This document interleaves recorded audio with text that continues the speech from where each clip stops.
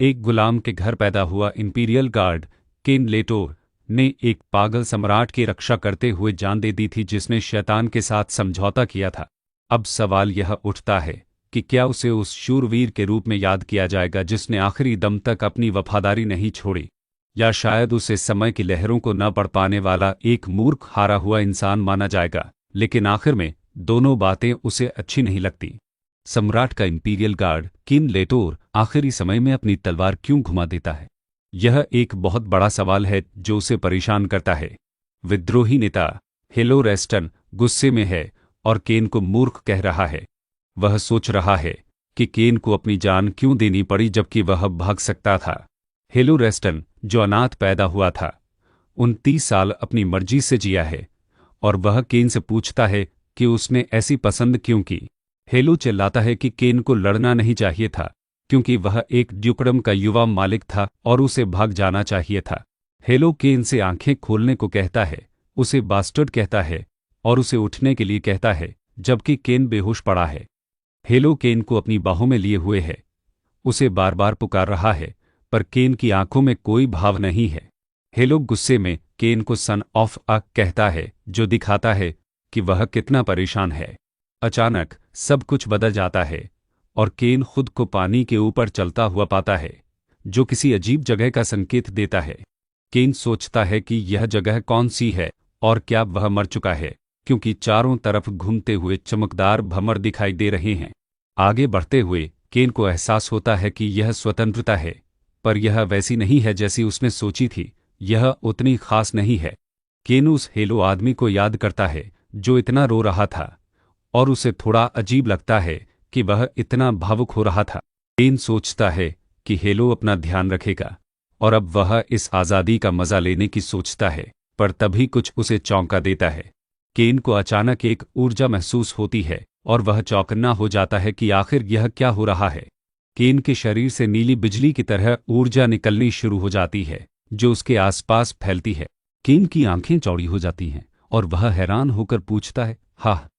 अगला दृश्य एक रंगीन धुंधले माहौल को दिखाता है जो शायद किसी नई शुरुआत का प्रतीक है। अचानक एक मुस्कुराता हुआ आदमी केन को देखकर कहता है कि वह स्वस्थ पैदा हुआ है जिसका नाम कैरन है, और केन यह सुनकर चौंक जाता है। वही आदमी पूछता है कि क्या वह उसे पकड़ेगा और साथ ही कहता है कि बच्चा रो भी नहीं रहा, कितना तगड़ा लड़का है।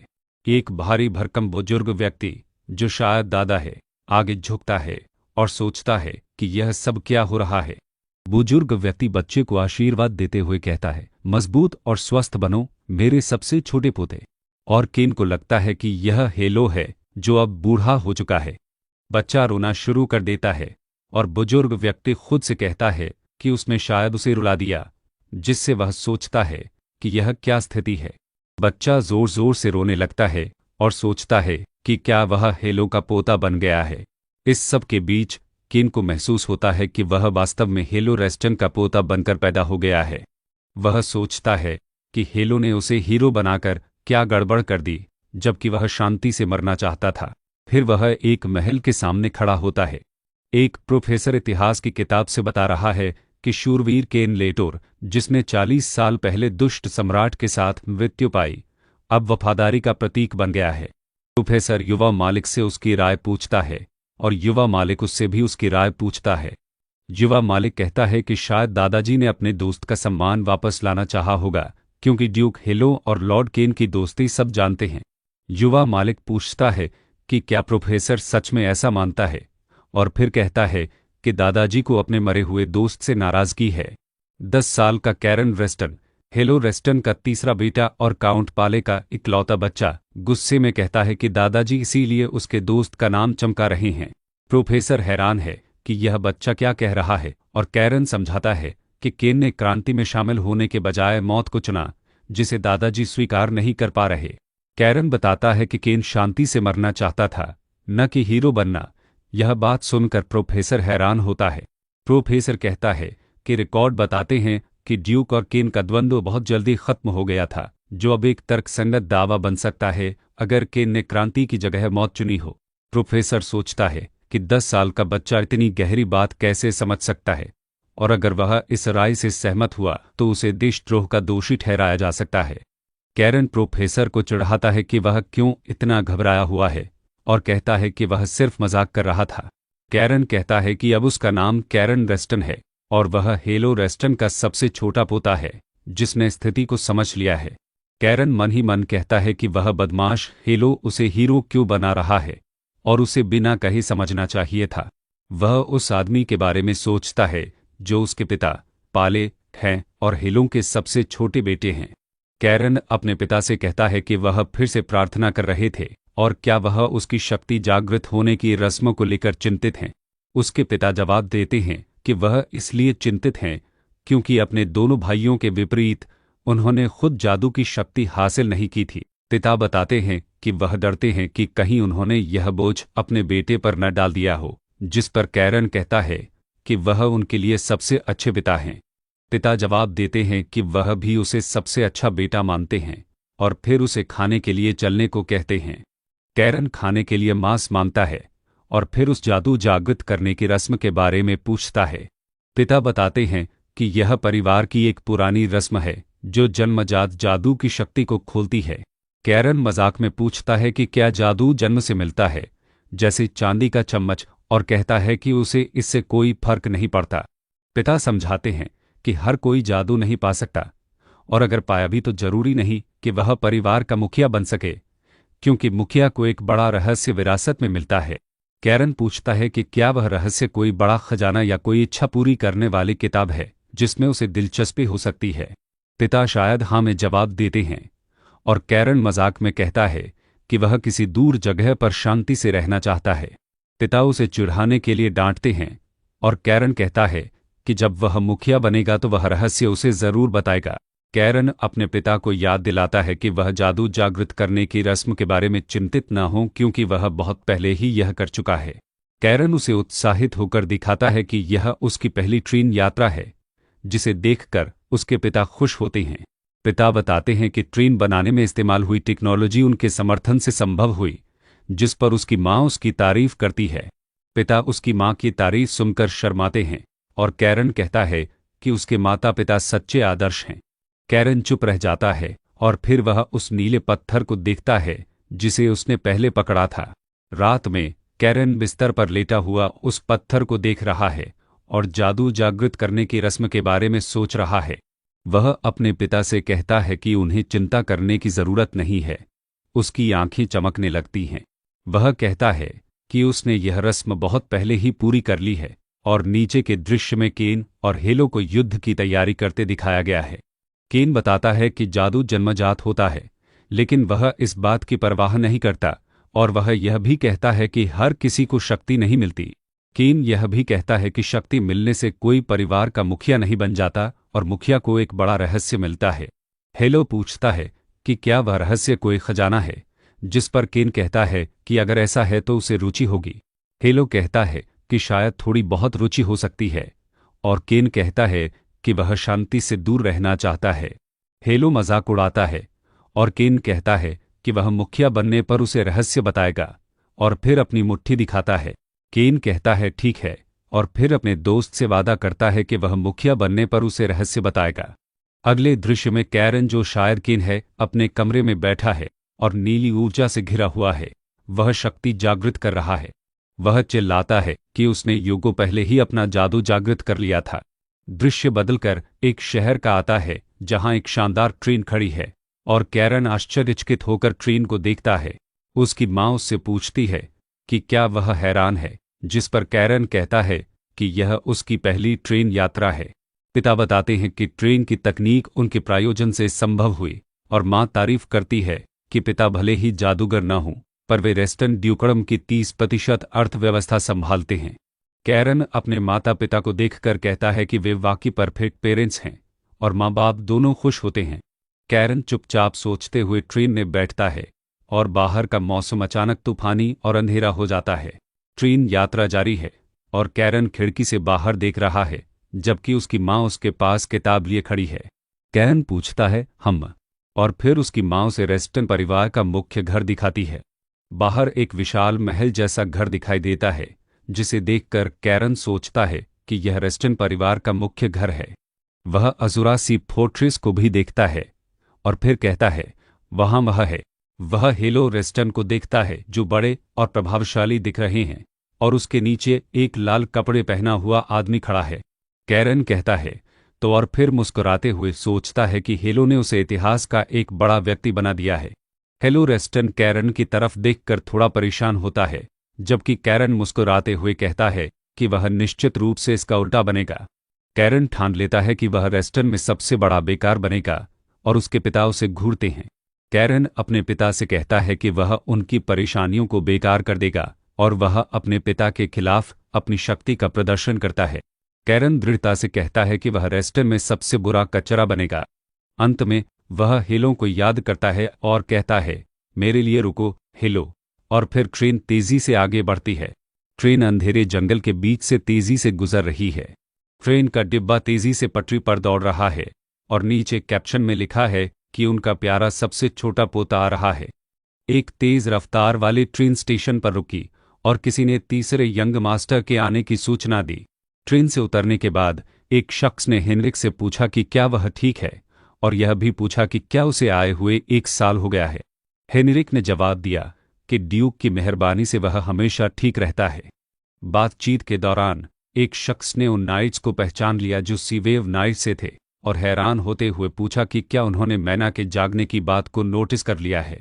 वे नाइट्स बाकी लोगों से अलग लग रहे थे, और जो शख्स यह सब देख रहा था उसे लगा कि जल्द ही इस बात की खबर मेन फैमिली तक पहुंच जाएगी। इसके बावजूद उसने सोचा कि इससे कोई खास फर्क नहीं पड़ेगा, और फिर उसने सबको मुख्य महल की ओर चलने का इशारा किया। गाइड ने बताया कि काउंट ने उनसे कहा है कि वे यहीं इंतजार करें जब तक वह परिवार के बड़ों से मिलकर आएं, और जरूरत पड़ने पर उन्हें बुलाने को कहा। अकेले छोड़े जाने पर वह शख्स उस बहुत बड़े रिसेप्शन रूम को देखकर हैरान हुआ, और मन में सोचा कि उसे लाइब्रेरी जाने के लिए पूछना चाहिए था। तभी एक और लड़का आया और उस लड़के को चिढ़ाते हुए कहा कि आते ही लाइब्रेरी की बात करना यह साबित करता है कि वह वाकई किताबी कीड़ा है। उस चिढ़ाने वाले लड़के ने ताना मारा कि क्योंकि वह उसके अंकल का बेटा है, इसलिए उसके मैना जागने के चांस कम हैं, इसलिए उसे किताबों पर ध्यान देना चाहिए।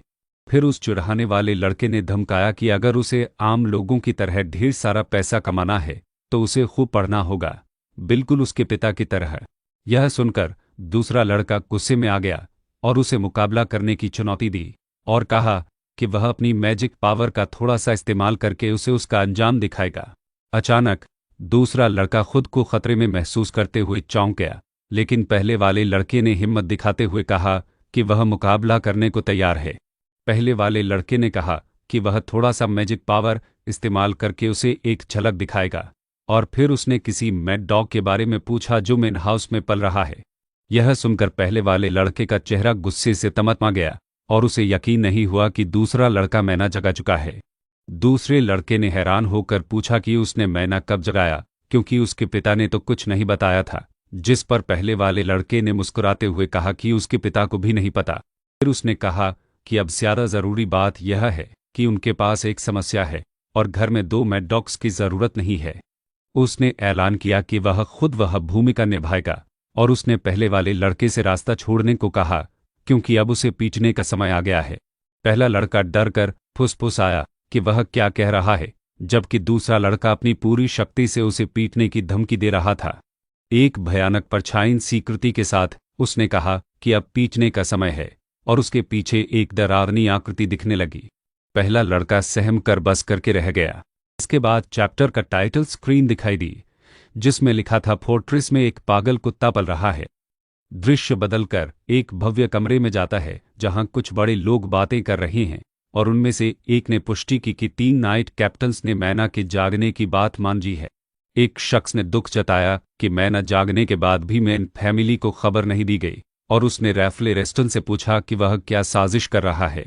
एक अन्य व्यक्ति ने कहा कि उसे भी नहीं पता था, जबकि टैलेस रेस्टन ने रैफले को शांत किया और कहा कि चूंकि पीले मैना नहीं जराया है, इसलिए उसका न जानना स्वाभाविक है।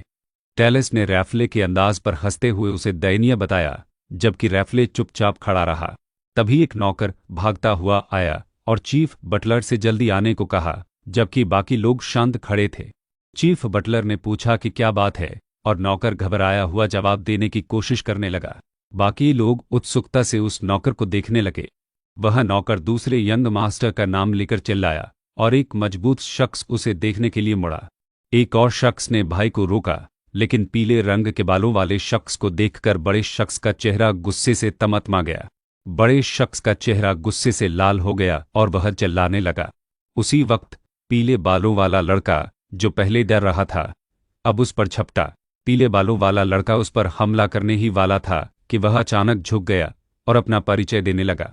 इससे पहले कि वह अपना परिचय पूरा कर पाता, बड़े शख्स ने उसे पकड़ लिया और बुरी तरह चिल्लाया कि उसमें तमीज नहीं है। पीले बालों वाले लड़के को धक्का लगा और पीछे से किसी ने चिल्लाकर पूछा कि वह यह सब क्या कर रहा है। पीले बालों वाले लड़के ने कहा कि यह सब इसलिए हुआ क्योंकि भाई लियो ने उसके पिता का अपमान किया था, और उसने पूछा कि अगर उसके पिता का अपमान होता तो क्या वह चुप रहता। रैफले को यह सब बकवास लगा और वह चिल्लाया, लेकिन उसके पिता ने उसे चुप रहने को कहा। पीले बालों वाले लड़के की आंखें डर से फैल गईं और वह कांपने लगा। रैफले ने चिल्लाकर कहा कि यह सब पीले के खराब पालन पोषण की वजह से हुआ, जबकि एक भाई ने उन्हें रोकने की कोशिश की। एक शख्स ने पीले को चुप रहने को कहा और पीले ने कहा कि लियो ने उसके पिता को पैसे का भूखा, अयोग्य और उत्तराधिकार के लायक नहीं कहा था। तभी एक बुजुर्ग शख्स आया और सबको रुकने को कहा, क्योंकि परिवार का मुखिया खुद फैसला सुनाएगा। उस मुखिया ने कहा कि क्या उन्होंने नहीं सुना कि वह खुद फैसला करेंगे, और फिर उन्होंने गुस्से में सबको जाने को कहा। एक शख्स ने लियो को पकड़ रखा था और जाने के लिए कहा, जबकि एक छोटा लड़का चिंता में पूछ रहा था कि क्या वह ठीक है। पीले बालों वाले लड़के ने जवाब दिया कि वह ठीक है, और मुखिया ने कहा कि अब सब साथ चलते हैं। पीले बालों वाले लड़के ने हाँ में जवाब दिया और मुखिया की तरफ देखा। वे सब उस भव्य दरवाजे की ओर बढ़े और मुखिया ने कहा कि उन्हें आए हुए काफी समय हो गया है। सब अंदर चले गए और एक चमकदार रोशनी के बीच अगले दृश्य में मुखिया की किताबों से भरी लाइब्रेरी दिखाई दी। मुखिया ने कुर्सी पर बैठकर पीले बालों वाले लड़के से पूछा कि एजूसी फोर्ट्रेस में आते ही इतना बड़ा बवाल क्यों मचाया। वह शख्स, जो शायद मुखिया का बेटा है, अपने पिता से उस घटना के बारे में बात करना चाहता था, लेकिन मुखिया ने उसे टोक दिया और कहा कि वह पीले से जवाब लेगा, क्योंकि वह जानता है कि पीले बिना सोचे समझे कुछ नहीं करता। मुखिया ने कहा कि उसे हर बात विस्तार से सुननी है, जिस पर पीले ने पूछा कि क्या वह सजा देने से पहले उसकी बात सुनेगा। पीले ने कहा कि वह इसलिए ऐसा किया क्योंकि उसके बड़े भाई लियो ने उसके पिता का अपमान किया था। रैफले ने फिर चिल्लाया कि वह झूठ बोल रहा है, लेकिन मुखिया ने रैफले को चुप कराया और कहा कि वह उसके सामने चिल्लाने की हिम्मत कैसे कर सकता है। रैफले ने माफी मांगी और कहा कि वे लियो को बुलाकर सच्चाई की पुष्टि कर सकते हैं। मुखिया ने हेनरिक से पूछा कि क्या लियो का इलाज खत्म हो गया है, और हेनरिक ने जवाब दिया कि वह उसे ऑफिस में ले आएगा। इसके बाद मुखिया ने पीले से पूछा कि क्या वह अपने मैना पावर के बारे में पूछ रहे हैं, और पीले ने बताया कि उसने 3 साल पहले मैना जगाया था। यह सुनकर सब हैरान रह गए और मुखिया ने पूछा कि उसने अपने पिता से भी यह बात क्यों छुपाई। पीले ने बताया कि उसे मैना पावर के बारे में तब पता चला जब उसने किताब पढ़ी, और तब से उसने इसे सीक्रेट रखने का फैसला किया क्योंकि उसे सीक्रेट रखना मज़ेदार लगता था। मुखिया ने पूछा कि क्या बस यही बात है, और पीले ने हाँ में जवाब दिया। तभी खबर मिली कि यंग लॉर्ड लियो अंदर आ रहा है। लियो अंदर आया, जिसकी आंखों पर पट्टी बंधी थी, और मुखिया ने उससे पूछा कि क्या कैरोन की बात सच है। लियो ने कांपते हुए हाँ में जवाब दिया, जिससे सब चौंक गए। मुखिया ने कहा कि वह समझ गया है और अब दोनों की सज़ा ओमेकनिन सेरेमनी के बाद तक टाल दी जाएगी, और सबको आराम करने को कहा। मुखिया ने हेनरिक से पूछा कि उसने पीले के बेटे के बारे में क्या सोचा। हेनरिक ने कहा कि वह दिलचस्प लड़का है। हेनरिक ने बताया कि पीले ने न केवल 3 साल पहले मैना जगाया बल्कि उसे छिपाए भी रखा, और उसने नाइट्स की स्किल पर भी सवाल उठाया था। ऐसा लगा जैसे पीले ने यह जताने की कोशिश की हो कि उसे कमज़ोर नाइट्स देकर उसके पिता की उपेक्षा की जा रही है। हेनरिक ने कहा कि वह ज्यादा सोच रहा है, लेकिन मुखिया ने कहा कि वह बच्चा अलग है। मुखिया ने कहा कि कल पता चल जाएगा कि उस बच्चे में क्या खास है और क्या वह ओमेकनिन सेरेमनी को सुरक्षित रूप से पूरा कर पाएगा। मुखिया ने यह भी कहा कि अगर वह इसे पूरा करता है तो उसे वहां क्या मिलेगा, इसे लेकर वह बहुत उत्सुक है। अगला दृश्य रात के समय का है, जहां महल के ऊपर चांद चमक रहा है। रात के अंधेरे में जंगल जैसा माहौल था, जहां चांद की रोशनी में पत्तों के बीच से कुछ चमक रहा था। फिर तेज रोशनी के साथ जंगल के बीच का एक रास्ता दिखाया गया, जहां जादू जैसा माहौल बन रहा था। अंत में एक पत्थर का आसन जैसी चीज दिखाई दी, जिस पर अजीब निशान बने हुए थे और नीचे से एक तेज नीली रोशनी आ रही थी। एक बड़े से महल जैसा स्ट्रक्चर जंगल के ऊपर नीले अंधेरे में दिखाई दे रहा है, जिसके चारों ओर रहस्यमयी धुंध छाई हुई है। जल्द ही वहां कई लोग इकट्ठा होते हैं, जिनमें से कुछ हुड वाले हैं और कुछ सादे कपड़ों में, जो किसी खास मौके की तैयारी कर रहे हैं। एक छोटा लड़का कैरोन ध्यान से अपने दादा और बाकी परिवार के सदस्यों को देख रहा है, जिन्हें रेस्टन परिवार के बुजुर्ग बताया जाता है। वे बुजुर्ग, जो अब सक्रिय ड्यूटी से रिटायर हो चुके हैं, बहुत शक्तिशाली महसूस हो रहे हैं और सभी का ध्यान समारोह पर है। परिवार के सदस्यों में हेलो का बड़ा बेटा टेल्स और उसकी बेटी लियोन मौजूद हैं। साथ ही दूसरा बेटा राफेल और उसका बेटा लियो भी दिख रहे हैं। परिवार के इतने सारे लोगों को एक साथ देखकर कैरोन सोचता है कि यह समारोह जितना उसने सोचा था, उससे कहीं ज्यादा जरूरी है। इसके बाद अचानक रोशनी तेज होती है और सब कुछ शांत हो जाता है, जैसे कोई बड़ा काम शुरू होने वाला हो। सभी लोग एक गोलाकार मंच पर खड़े पत्थर के पास इकट्ठे होते हैं, जो ओथ का पत्थर स्तंभ और लगता है। कैरोन की आंखों में चमक आती है और वह उस काले पत्थर को पहचानता है, जो ओथ का पत्थर है, जिसके चारों ओर ऊर्जा का घेरा है। यहाँ कहानी का शीर्षक और क्रिएटर्स के नाम दिखाए गए हैं, जो अध्याय की शुरुआत का संकेत देते हैं। दादाजी कहते हैं कि अब जागृति समारोह ओमेकनिंग सेरेमनी शुरू किया जाएगा और ओथ के पत्थर द्वारा खोले गए दरार इफ्त से गुजरना होगा। दादाजी बताते हैं कि उस दरार के पार एक ऐसी दुनिया खुलेगी जो हर व्यक्ति के लिए अलग होती है। समारोह तब खत्म होगा जब प्रतिभागी वहां से प्राप्त हथियार का उपयोग करके उस दुनिया को नष्ट कर देगा, जिस पर कैरोन हामी भरता है। कैरोन मुस्कुराता है, जबकि दादाजी उसे ध्यान से देखते हैं, शायद उसके इरादों को भांपने की कोशिश कर रहे हों। दादाजी कहते हैं कि ठीक है तो, और एक लॉकेट जैसी चीज हवा में उछालते हैं, जिससे नीली ऊर्जा निकलती है। वह नीली ऊर्जा तेजी से फैलती है और फिर नीचे की ओर एक स्तंभ के रूप में जाती है। ऊर्जा का यह स्तंभ ओथ के पत्थर पर केंद्रित होता है, जिससे एक जोरदार आवाज होती है और आसपास के लोग चौंक जाते हैं। ऊर्जा का विस्फोट होता है और नीचे एक आदमी घबराया हुआ सा दिखता है, जैसे कुछ गलत हो गया हो। एक दूसरा व्यक्ति चीखता है कि वह क्या कर रहा है, जबकि दादाजी शांत खड़े हैं और कैरोन दरार की ओर बढ़ रहा है। कोई पूछता है कि क्या कैरोन डर रहा है, और उसके पिता फेरर उससे पूछते हैं कि क्या वह सच में ठीक है। कैरोन मुस्कुराते हुए अपने पिता को आश्वासन देता है कि वह ठीक है और वापस आ जाएगा, जबकि पिता उसे थपथपाते हैं। कैरोन दरार के सामने खड़ा होकर सोचता है कि उसे वहां से मिले हथियार से दुनिया को नष्ट करना है, और वह मुस्कुराते हुए कहता है कि यह तो आसान होगा क्योंकि यही उसका काम रहा है। वह सोचता है कि चीजों को नष्ट करना हमेशा से उसका काम रहा है, और वह दरार में प्रवेश करने लगता है। दादाजी थोड़ा आश्चर्य से देखते हैं और कहते हैं हम। दादाजी कैरोन को उसका डर दूर करने के लिए कहते हैं, लेकिन कैरोन उलझन में है कि उसे किस डर को दूर करना है। कैरोन दरार के अंदर जाने लगता है, जबकि बाकी परिवार वाले उसे जाते हुए देख रहे हैं। अचानक कैरोन एक अलग जलते हुए माहौल में दिखाई देता है, जहां सब कुछ लाल और दहकता हुआ है, और वह हैरान है। वह हैरान होकर कहता है कि यह जगह क्या है, और उसे यादें दिखने लगती हैं। वह खुद को एक महल के अंदर पाता है, जो आग की लपटों में घिरा है, और सीढ़ियों पर उसके साथियों के शव बिखरे पड़े हैं। वह उन लाशों के बीच में खड़ा है और सोचता है कि वह यह क्यों देख रहा है। कैरोन गुस्से में पूछता है कि क्या उसे उसके निर्दोष मारे गए साथियों की यादें दिखाकर दोषी महसूस कराने की कोशिश की जा रही है। वह उन लाशों के बीच से ऊपर की ओर देखता है, जहां सिंहासन तक जाने वाली सीढ़ियां हैं। एक आवाज बोलती है कि उसकी दुनिया क्रूर और वीरान है।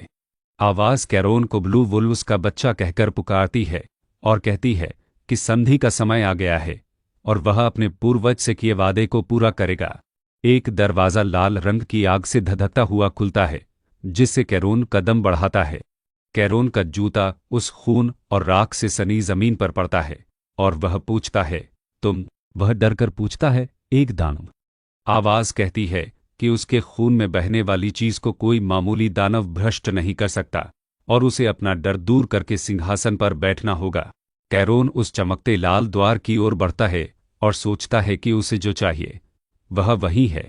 वह उस विशाल सिंहासन कक्ष में पहुंचता है जहां सब कुछ लाल रंग में डूबा है, और वह सिंहासन पर कुछ देखता है।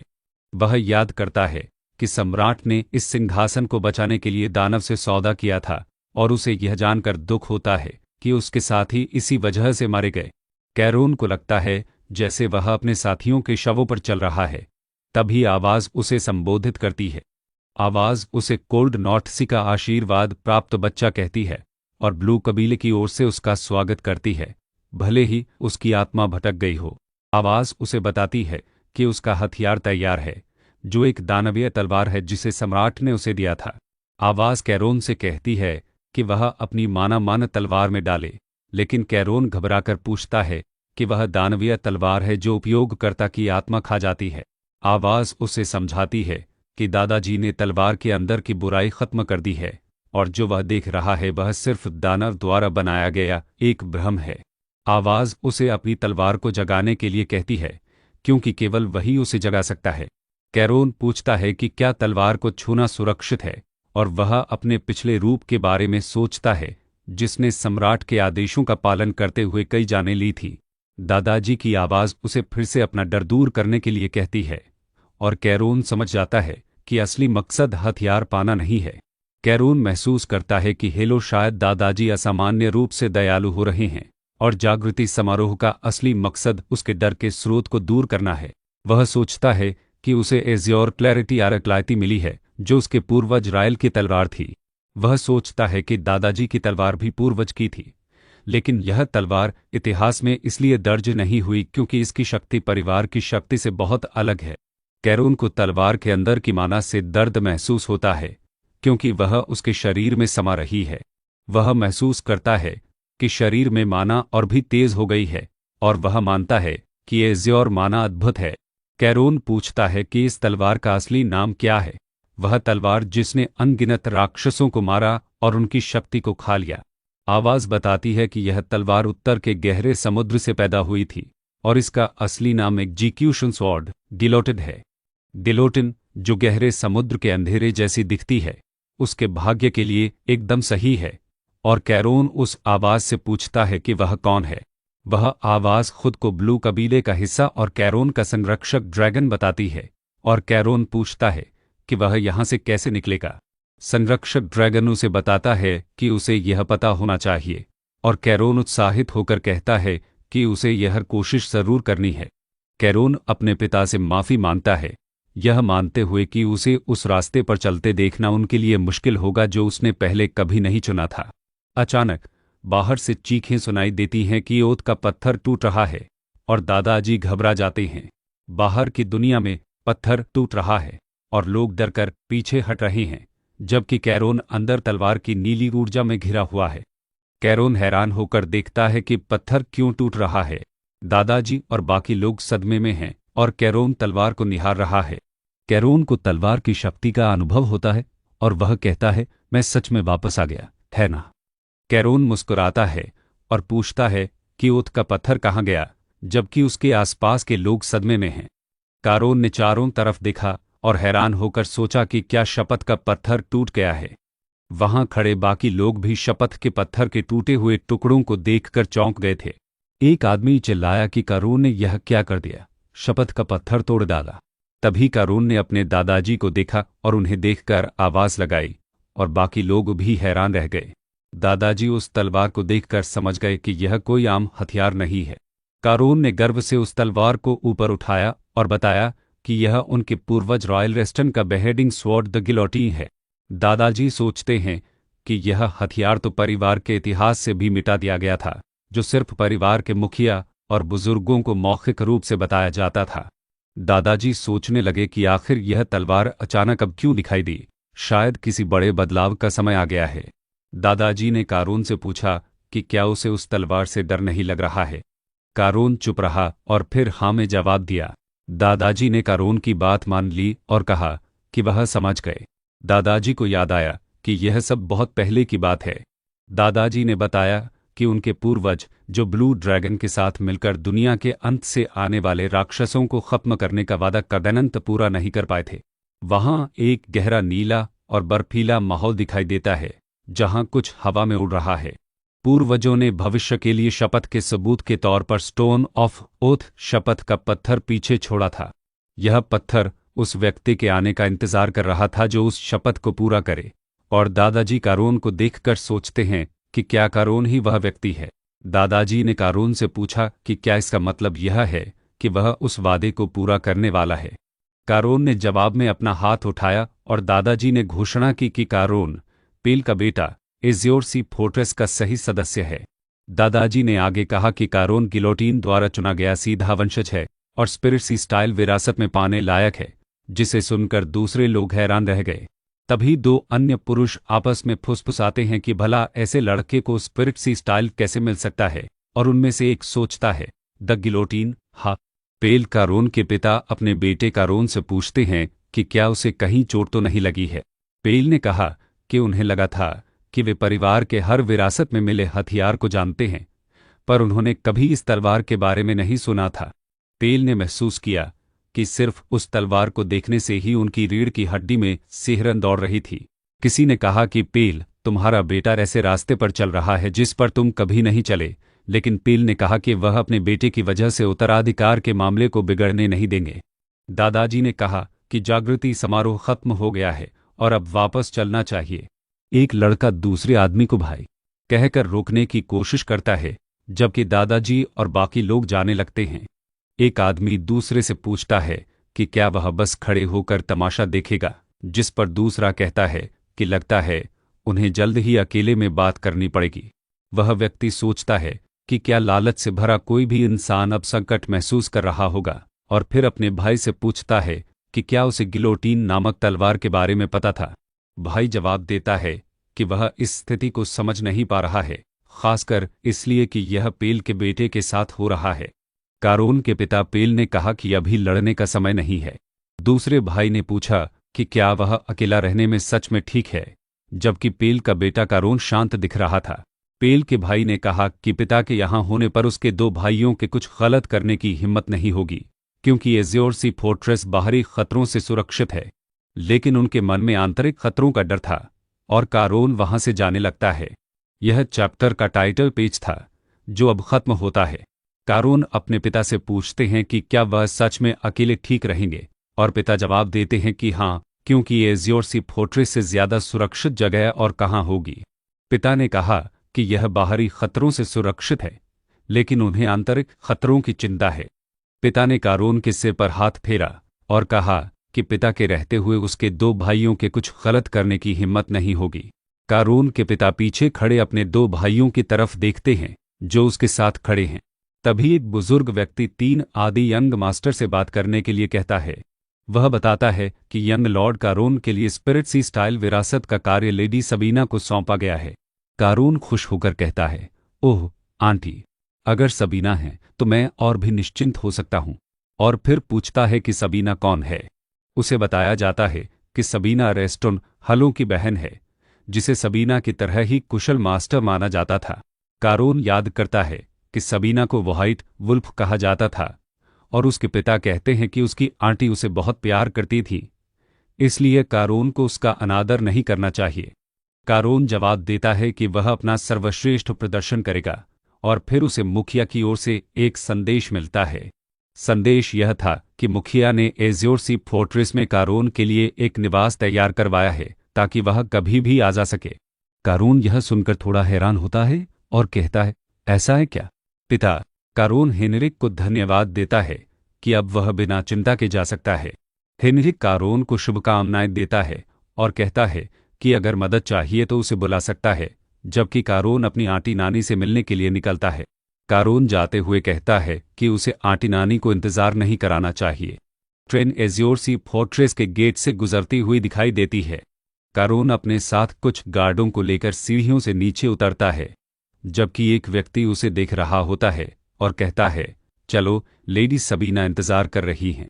कारोन कहता है कि उसे आंटी नानी को इंतजार नहीं कराना चाहिए, और फिर वह बुजुर्ग व्यक्ति कारोन से एक सलाह देने की इजाज़त मांगता है। कारून सलाह देने की इजाज़त देता है। बुजुर्ग व्यक्ति कारून को समझाता है कि लेडी सबीना को ग्रैंड मदर कहा जाना बिल्कुल पसंद नहीं है, इसलिए उसे आंटी ग्रैंड मदर शब्द का इस्तेमाल करने से बचना चाहिए, जिस पर कारून कहता है कि वह ध्यान रखेगा। कारून उस सलाह के लिए धन्यवाद देता है और फिर वे एज़्योर सी फोर्ट्रेस के गेट से अंदर जाते हैं। उन्हें बताया जाता है कि केवल परिवार के सीधे वंशज ही एज़्योर सी फॉरेस्ट के कल्टीवेशन चैम्बर में प्रवेश कर सकते हैं और लेडी सबीना उनका इंतजार कर रही हैं। एक व्यक्ति बताता है कि यंग लॉर्ड लियो भी वहां मौजूद है और कारून उत्साहित होकर कहता है कि वह अपने भाई लियो के साथ रहेगा। उसे बताया जाता है कि दो अन्य यंग मास्टर ने विशेष रूप से लेडी सबीना को बुलाया है और कारून कहता है कि फिर वह जाएगा।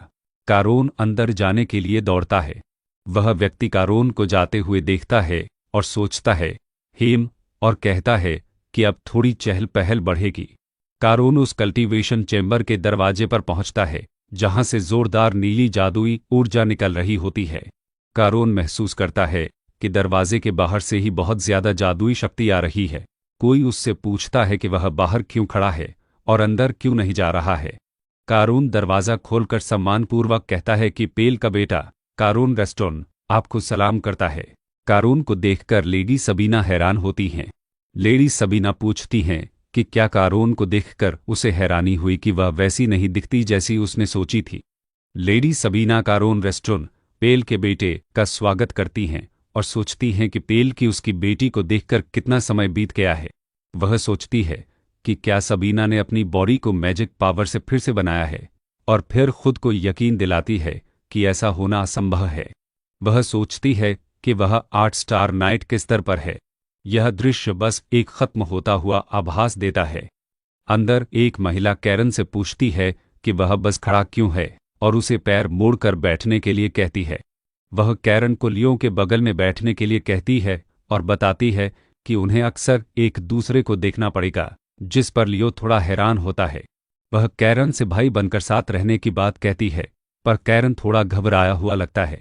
महिला कहती है कि उसने व्हाइट वुल्फ टाइटल इतने छोटे बच्चे से सुनने की उम्मीद नहीं की थी, शायद क्योंकि उसे इतिहास में इसकी जानकारी मिली थी। कैरन बताता है कि उसने यह किताब में पढ़ा था और महिला मानती है कि वह वाकई दिलचस्प बच्चा है, जैसा उसके बड़े भाई ने कहा था। कैरन फिर पूछता है कि दादाजी उसके बारे में क्या बोले थे। दादाजी ने कहा था कि वह ऐसा बच्चा है जिससे महिला को सच में प्यार हो जाएगा। यह सुनकर महिला और कैरन दोनों उत्सुक हो जाते हैं। महिला सोचती है कि उसे देखकर वह समझ गई कि दादाजी ने ऐसा क्यों कहा था, क्योंकि वह बच्चा एक विशाल समुद्र की तरह है जिसे संभालना है। दादाजी ने कहा था कि इस बच्चे की मदद करो ताकि वह एक दिन उस सागर पर राज कर सके, और महिला से कहा था कि वह कैरन के लिए एक लाइट हाउस बने। महिला खुद से सोचती है कि उसने कैरन को बस थोड़ी देर के लिए देखा है, लेकिन उसका पोटेंशियल बहुत बड़ा है और वह इस बात पर जोर देती है कि उसे कैरन का लाइट हाउस बनना है। महिला महसूस करती है कि कैरन का पोटेंशियल एक विशाल खुले समुद्र जैसा है जो अभी भी खुरदरा और विशाल है। वह पोटेंशियल एक विशाल खुले समुद्र जैसा है और वह बच्चा अभी एक उफनती लहर की तरह है, लेकिन महिला को यकीन है कि उसमें एक दिन उस बड़े सागर पर राज करने की क्षमता है और उसे यह सब देखकर मजा आएगा। वह सोचती है कि अपनी उम्र में इतने दिलचस्प बच्चे से मिलना अच्छा है और अब वह ट्रेनिंग शुरू करने के लिए तैयार है। महिला उठकर कहती है कि पैर मोड़कर बैठना माना ट्रेनिंग के लिए सबसे जरूरी नींव है। वह समझाती है कि शुरुआती स्टेज पार करने के बाद बिना पैर मोड़े भी माना ट्रेनिंग की जा सकती है, और फिर वह खुद का अजूर माना दिखाते हुए कहती है बस ऐसे ही। महिला अपने नीले अजूर माना की शक्ति को दिखाती है, जिससे लियो और कैरन दोनों हैरान रह जाते हैं। लियो और कैरन महिला की शक्ति देखकर चौंक जाते हैं और पीछे हटते हैं। कैरन अपनी आंखों में नीली चमक के साथ अजूर माना महसूस करता है। महिला बताती है कि सी डोमिनेशन तकनीक सच में समुद्र पर राज करने का तरीका है, जिसमें अजूर माना का उपयोग करके शरीर के अंदर महासागर बनाए और ऑपरेट किए जाते हैं। वह आगे बताती है कि ज्यादा महासागर ऑपरेट करने से ताकत बढ़ती है और 8 महासागर ऑपरेट करने पर 8 स्टार लेवल आता है, जबकि उन 8 को एक विशाल सागर की तरह ऑपरेट करने की स्टेज को 9 स्टार लेवल कहते हैं। महिला बताती है कि पूरे महाद्वीप पर सिर्फ 3 लोग 9 स्टार लेवल तक पहुंचे हैं और साम्राज्य में केवल एक व्यक्ति कैरन हैरान होकर अपने दादाजी के बारे में सोचता है। वह पुष्टि करती है कि महाद्वीप का इकलौता 9 स्टार यूजर कैरन के दादाजी और महिला के बड़े भाई हेलो रेस्टन हैं। यह सुनकर कैरन मन ही मन कहता है कि इस जीवन में वह हेलो को जरूर पकड़ेगा। महिला कैरन के अंदर शक्ति की प्रबल इच्छा देखकर सोचती है कि यह बच्चा वाकई बहुत दिलचस्प है। उसे लगता है कि इस बच्चे को ट्रेन करना काफी मजेदार होगा। इसके बाद चैप्टर का टाइटल आता है जिसमें लिखा है मादक व ड्यूक्स स्थित। नया दृश्य शुरू होता है जहां वे बाहर एक ट्रेनिंग ग्राउंड पर हैं और महिला ट्रेनिंग शुरू करने को कहती है कि पहले अवेकनिंग रिचुअल से खुले रास्तों से माना को बहने दे। वह याद दिलाती है कि समुद्र की शक्ति को नियंत्रित नहीं बल्कि स्वीकार करना होता है। जबकि लियो और कैरन दोनों माना के साथ ध्यान कर रहे हैं। लियो के शरीर से लहरों जैसा कुछ निकलता है जो अभी भी थोड़ा कच्चा लग रहा है। लियो अभी भी थोड़ा कच्चा है लेकिन कैरन के साथ उसकी तुलना हो रही है। कैरन अपने दिल से माना को प्रवाहित करने की कोशिश कर रहा है जैसे उसके दिल में एक छोटा समुद्र बन रहा हो। जबकि लियो और कैरन ट्रेनिंग कर रहे थे, महिला आश्चर्यचकित रह जाती है। महिला देखती है कि कैरन ने तो अवेकनिंग रिचुअल खत्म करने के तुरंत बाद ही माना जगा लिया है। वह सोचती है कि लियो को सी डोमिनेशन टेक्निक सिखाए 2 साल हो गए पर वह अभी भी 2 स्टार लेवल का लक्ष्य बना रहा है। इसके विपरीत कैरन बिना सिखाए ही अपने माना मार्ग खुद बना रहा है। जबकि लियो को अपनी सीमाएं पता हैं और वह खुद रुक गया ताकि शरीर को नुकसान न पहुंचे। कैरन को प्रशिक्षण के दौरान अपने शरीर के फटने जैसा दर्द महसूस हो रहा है पर वह उसे संभाल रहा है। महिला हैरान होती है कि कैरन खुद ही ट्रेनिंग रोक देता है और सोचती है कि क्या उसके शरीर को तनाव महसूस होने लगा है। फिर उसे याद आता है कि वह अपनी गति को भी नियंत्रित कर सकता है। वह देखती है कि कैरन ने खुद ही रुककर अपने शरीर को चोटिल होने से बचाया है जो इतनी कम उम्र में बड़ी बात है। लियो जो पहले से ट्रेनिंग कर रहा था थक कर जमीन पर गिर जाता है और कराहता है। महिला लियो के पास जाकर उसे डांटती है कि उसने खुद को ज्यादा जोर लगाने से मना किया था जबकि कैरन बैठा हुआ देखता रहता है। महिला लियो को संभालती है और सोचती है कि वह कैरन पर इतनी केंद्रित थी कि वह भूल गई थी कि ये बच्चे अभी भी बच्चे हैं। वह सोचती है कि किसी वयस्क को इसीलिए होना चाहिए कि वह बच्चों को अपनी बचकानी लापरवाही से खुद को नुकसान पहुंचाने से रोके। तभी कैरन उसे देखते हुए मन में कहता है कि लियो कितना दयनीय है। कैरन महिला की बात सुनता है और सोचता है कि लियो की तुलना में वह कितना अलग है। महिला देखती है कि कैरन ने अपनी सीमा को सही ढंग से समझा और मजबूत होने की चाहत के बावजूद खुद को नियंत्रित किया। कैरन महिला को देखकर सोचता है कि उसके बड़े भाई के बारे में क्या कहा गया होगा। महिला को लगता है कि शायद कैरन को लाइट हाउस की जरूरत नहीं पड़ेगी और वह कैरन को बुलाती है। कैरन जवाब देता है और महिला कहती है कि अगले 3 साल वह उसकी सुरक्षा की गारंटी लेगी और कैरन को खुद को बचाने लायक ताकत बनाने पर ध्यान देना चाहिए। कैरन हामी भरता है और लेडी सबीना को धन्यवाद कहता है। फिर वे बाहर महल के प्रांगण में आते हैं जहां तलवारबाजी का अभ्यास चल रहा था। वहां कुछ लोग लकड़ी के पुतलों से लड़ रहे थे और एक आवाज उन्हें कहती है कि वे इसे असली लड़ाई की तरह करें, लापरवाह न हों। एक मजबूत दिखने वाला आदमी खड़ा है जो शायद इंस्ट्रक्टर है। लियो कैरन से पूछता है कि क्या वह उस तलवार को ट्रेनिंग के लिए इस्तेमाल करने वाला है, जिस पर कैरन पूछता है कि क्या उसे कोई समस्या है। कैरन बताता है कि हर कोई कह रहा था कि उसकी तलवार की आभा खतरनाक है, इसलिए वह दादाजी द्वारा दी गई तलवार को म्यान में लेकर घूम रहा है। और फिर लियो कहता है कि उसे वह तलवार पसंद नहीं है। तभी एक नया आदमी आता है और कैरन और लियो का स्वागत करता है और फिर वह कैरन को देखता है। वह अपना परिचय देता है कि वह सी वुल्फ नाइट्स का नाइट कमांडर जेरास विंटरगॉड है और आज से वह लॉर्ड कैरन की तलवार ट्रेनिंग का इंचार्ज होगा। कैरन विनम्रता से कहता है कि उससे मिलकर खुशी हुई और जेरास को महसूस होता है कि कैरन 8 स्टार लेवल का मास्टर है। जेरास कैरन से कहता है कि वह उसे ड्यूक का पोता कहकर नहीं बुलाएगा जब तक किसी वुल्फ नाइट्स यानी ब्लू वुल्व्स उसे स्वीकार न कर ले।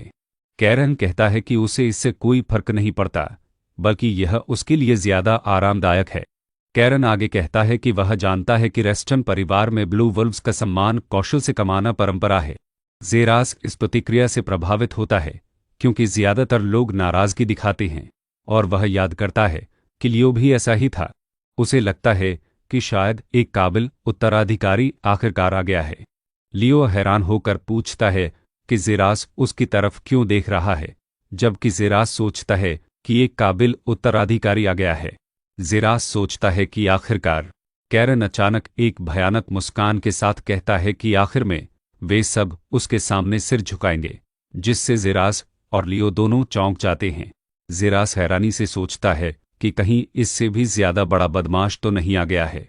दृश्य महल के बाहर ट्रेनिंग फील्ड का है, जहां कई लोग अभ्यास कर रहे हैं और नीले रंग का एक बड़ा झंडा लहरा रहा है। अंत में यह बताया जाता है कि लॉर्ड लियो से भी बड़ा बदमाश आ गया है। 3 साल बाद अजूर सी फोर्ट्रेस में एक आदमी अपनी बहन के दिए हुए शराब की तारीफ कर रहा था। तभी उसकी बहन सबीना ने उसे टोका और पूछा कि क्या अब समय नहीं आ गया है कि वह अपने भतीजे को पढ़ाना बंद कर दे। सबीना ने याद दिलाया कि उसने उसके कहने पर पूरे 3 साल उसके ग्रैंड नेफ्यू को ट्रेनिंग दी है। यह सुनकर ड्यूक ने सबीना से पूछा कि 3 साल बाद लड़के के बारे में उसकी क्या राय है। सबीना ने जवाब दिया कि वह लड़का एक मॉन्स्टर है, जिसे सुनकर ड्यूक नाराज हो गया। ड्यूक ने कहा कि मॉन्स्टर कहना भी उस लड़के के लिए बेइज्जती है, और फिर उसने ज़ेरास से भी उसकी राय पूछी। ज़ेरास ने बताया कि उसने भी लॉर्ड कैरन को पिछले 3 सालों से देखा है और वह सबीना की ही राय से सहमत है। ज़ेरास ने बताया कि कैरन अपनी शारीरिक क्षमता, जन्मजात प्रतिभा, ट्रेनिंग के प्रति रवैये और हिम्मत हर मामले में कमाल का है। इतना ही नहीं, ज़ेरास ने यह भी कहा कि कैरन की प्रतिभा उस प्रतिभाशाली समझे जाने वाले पहले ग्रैंडहियर से भी ऊपर है। ड्यूक ने चौंक कर पूछा कि क्या वह हुगो टेल्स फैमिली के सबसे बड़े बेटे से भी बेहतर है, जिसे पूरे साम्राज्य में सबसे अच्छा माना जाता है। इस पर सबीना ने चिंता जताई कि अगर कैरन की यह असाधारण प्रतिभा बाहर फैल गई तो परिवार में दिक्कतें खड़ी हो जाएंगी। ड्यूक ने सबीना से पूछा कि वह किस बारे में बात कर रही है, जिस पर सबीना ने कहा कि कैरन के प्रभाव से उत्तराधिकार की लाइन पर असर पड़ेगा। सबीना ने सीधे पूछा कि क्या वह यह कहना चाहती है कि उसके बेटे कैरन के लिए खतरा बन सकते हैं। ड्यूक ने कहा कि भले ही अभी सब कुछ नियंत्रण में हो, लेकिन अगर कैरन की प्रतिभा पूरे साम्राज्य में फैल गई तो उत्तराधिकार पर उसका असर साफ दिखेगा। यह सब सुनकर ड्यूक और सबीना दोनों खामोश हो गए। फिर सबीना ने ड्यूक से पूछा कि स्टोन ऑफ ओथ टूटने के बाद क्या उनका परिवार सच में खत्म हो जाएगा। सबीना ने बताया कि नॉर्थ सी से आने वाले मैजिकल बीस्ट्स की संख्या तेजी से बढ़ गई है। ड्यूक ने उसे ऐसी बेतुकी बातें न करने को कहा और याद दिलाया कि उनके संस्थापक पूर्वज ने भी कहा था कि जो पत्थर तोड़ेगा वही नया पत्थर बनाएगा। ड्यूक ने पूछा कि क्या यह कोई ऐसा राज है जो सिर्फ परिवार के मुखिया को पता है, जिस पर सबीना ने हाँ कहा। सबीना ने कहा कि इसका मतलब है कि वाचा कवेनेंट का समय नजदीक आ रहा है और अब उनके सबसे छोटे बेटे के कंधे भारी होने वाले हैं। सबीना ने फिर पूछा कि वह कैरन को यह बात कब बताएगा। ड्यूक ने आत्मविश्वास से कहा कि वह सही समय आने पर बताएगा। इसके बाद दृश्य बदलता है और कैरन अपने पिता को पत्र लिख रहा होता है, हालचाल पूछता है और ट्रेनिंग में व्यस्त होने के लिए माफी मांगता है। उसने बताया कि मौसम ठंडा हो रहा है और पिता को गर्म कपड़े पहनने चाहिए। साथ ही उसने यह भी बताया कि उसने जेह स्टाइल की चौथी मुद्रा और हेरंग स्वॉर्ड्समैनशिप का चौथा रूप सीख लिया है। कैरन ने बताया कि वह निर्देशानुसार रिश्तेदारों के साथ अच्छे से रहने की कोशिश कर रहा है और खासकर बड़े भाई लियो का ख्याल रख रहा है।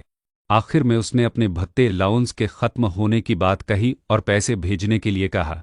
कैरन का यह हाल सुनकर उसके पिता हंसे और फिर उन्होंने हेनरिक से बात की।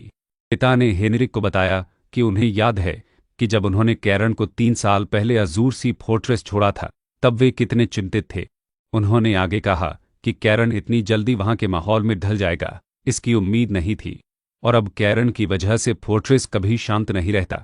पिता ने कहा कि उन्होंने कैरन को कई बार समझाया कि ज्यादा उभरना अच्छा नहीं है, पर अब शायद स्थिति बदलने वाली है। हेनरिक ने पूछा कि क्या इसका मतलब है कि कैरन को जल्द ही कोई मिशन मिल सकता है, जिस पर पिता ने हाँ कहा। उन्होंने बताया कि कैरन को ब्लू वुल्व्स द्वारा दिए गए काम को पूरा करना है, लेकिन उन्हें चिंता इस बात की थी कि कैरन का बढ़ता प्रभाव उसके दोनों बड़े भाइयों को पसंद नहीं आएगा। हेनरिक ने कहा कि वह बस एक बात कह सकता है कि लेडी सबीना लॉर्ड कैरन को बहुत पसंद करती हैं। कैरन के पिता ने बताया कि कैरन ने भी अपने पत्रों में बताया है कि उसकी चाची उसे कितना पसंद करती हैं, जिससे उन्हें तसल्ली मिली। पिता ने मजाक में कहा कि सबीना हमेशा से लॉर्ड पाले को भी पसंद करती आई हैं, शायद जो पैसा वह हर महीने भेजते थे वह रंग ला रहा है। हेनरिक ने खुश होते हुए कहा कि लगता है उनकी चिंताएं दूर हो गई हैं। लेकिन फिर उन्होंने याद दिलाया कि लेडी सबीना भी जल्द ही अजूर सी फोर्ट्रेस छोड़ने वाली हैं। पिता ने कहा कि इसकी भी चिंता करने की ज़रूरत नहीं है, क्योंकि कैरन ने अजूर सी फोर्ट्रेस के सी वेव नाइट्स के साथ एक मजबूत रिश्ता बना लिया है। उन्होंने बताया कि नाइट्स ने कैरन को एक निकनेम भी दिया है, भले ही वह थोड़ा अनाड़ीपन वाला हो। हेनरिक ने कहा कि उसने भी उस निकनेम के बारे में सुना है। कैमरे का ध्यान ट्रेनिंग ग्राउंड पर जाता है, जहां कैरन हांस नाम के एक आदमी के साथ अभ्यास कर रहा है। एक जोरदार आवाज के साथ कैरन हंसते हुए हांस को कहता है कि वह हार गया है और उसे अपनी तलवार का रास्ता मोड़ कर वार क्यों लेना पड़ा। कैरन हांस को याद दिलाता है कि हेरंग तलवार की ताकत तभी काम करती है जब सामने वाला कमजोर हो और उसे ताकत से ताकत का मुकाबला करना चाहिए था। कैरन गुस्से से कहता है कि एक वयस्क होकर वह इतना कमजोर नहीं हो सकता।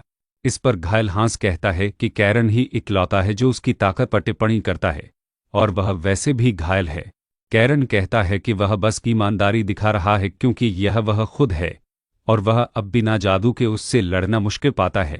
हंस ने शिकायत की कि पिछले साल यह इतना बुरा नहीं था और अब लगता है कैरन को जल्द ही मिशन पर भेजा जाएगा। कैरन और हांस दोनों चौंक जाते हैं क्योंकि उन्हें पता चलता है कि मिशन की तैनाती का फैसला परिवार के मुखिया के बजाय सर जिरास करेंगे। हांस ने कहा कि शायद उसे पश्चिमी हिस्से के ग्रेनरी रीजन में भेजा जाएगा जहां मैजिकल बीस्ट्स अक्सर दिख रहे हैं। यह सुनकर लियो नाम का एक और आदमी चौंक जाता है और कहता है कि वह कैरन के साथ मिशन पर नहीं जाना चाहता। तभी किसी ने लियो को रोका और कहा कि वे अभी भी कुश्ती लड़ रहे हैं, और लियो मन ही मन सोचता है कि अगर उसने मिशन अच्छी तरह पूरा किया तो शायद उसके माता पिता खुश होंगे। दृश्य वापस ड्यूक और हेनरिक के पास जाता है, जहां ड्यूक कहता है कि उसने हेनरिक को कैरन के पत्र की वजह से नहीं बुलाया था। ड्यूक हेनरिक से एक छोटी सी पोटली दिखाते हुए पूछता है कि क्या वह इस पर नजर डाल सकता है, जिसे फिफ के इंस्पेक्टर्स ने एक व्यापारी के वैगन से बरामद किया था जो बैरोनी ऑफ बेले से आ रहा था। ड्यूक हेनरिक से कहता है कि वह यही अजूर सी फोर्ट्रेस से बैरोनी ऑफ बेलस की जांच करे। हेनरिक पोटली देखकर चौंक जाता है और कहता है कि यह तो।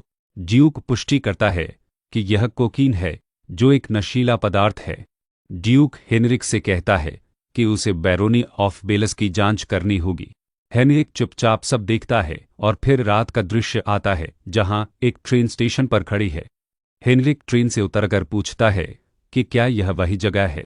वह पूछता है अजूर सी फॉरेस्ट, और पीछे की तरफ शहर की इमारतें दिखाई देती हैं।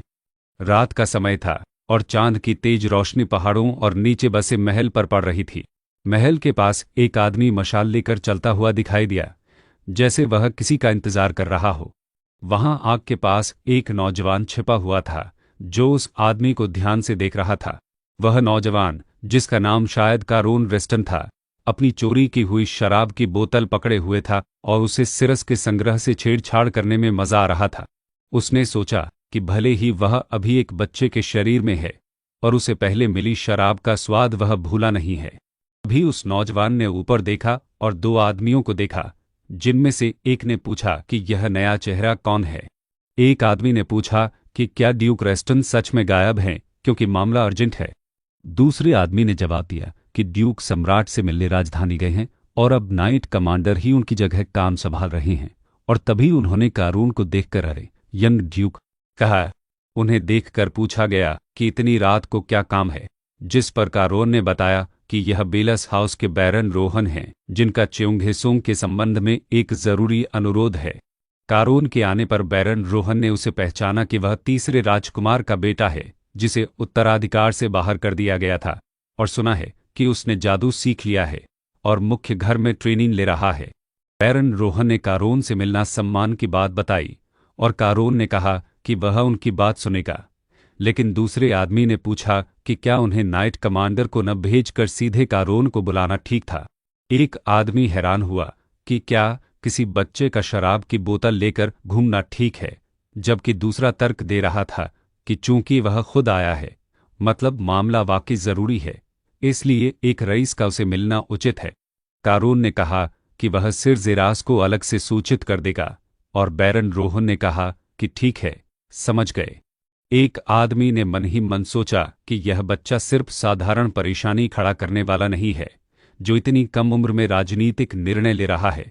हालांकि उसके हाथ में शराब की बोतल उसे परेशान कर रही थी। बैरन रोहन ने पूछा कि क्या रेस्टन परिवार हमेशा ऐसा ही रहता है, जहां इतनी कम उम्र में शराब पीने की इजाजत है, और फिर पूछा कि क्या वे अब चले। इस पर बैरन रोहन ने थोड़ा अजीब महसूस किया और थोड़ा हैरान होकर सोचा। फिर कहानी के शीर्षक के बाद नीचे एक नया दृश्य शुरू होता है, जहां किसी कमरे में बातचीत हो रही है और पूछा जाता है कि संक्षेप में क्या बात है।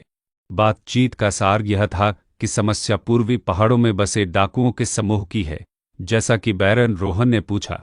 बैरन रोहन ने पुष्टि की कि डाकुओं के आने के बाद से नशीली दवाइयां बिक रही हैं और आम लोगों का अपहरण कर उन्हें गुलाम बनाकर बेचा जा रहा है।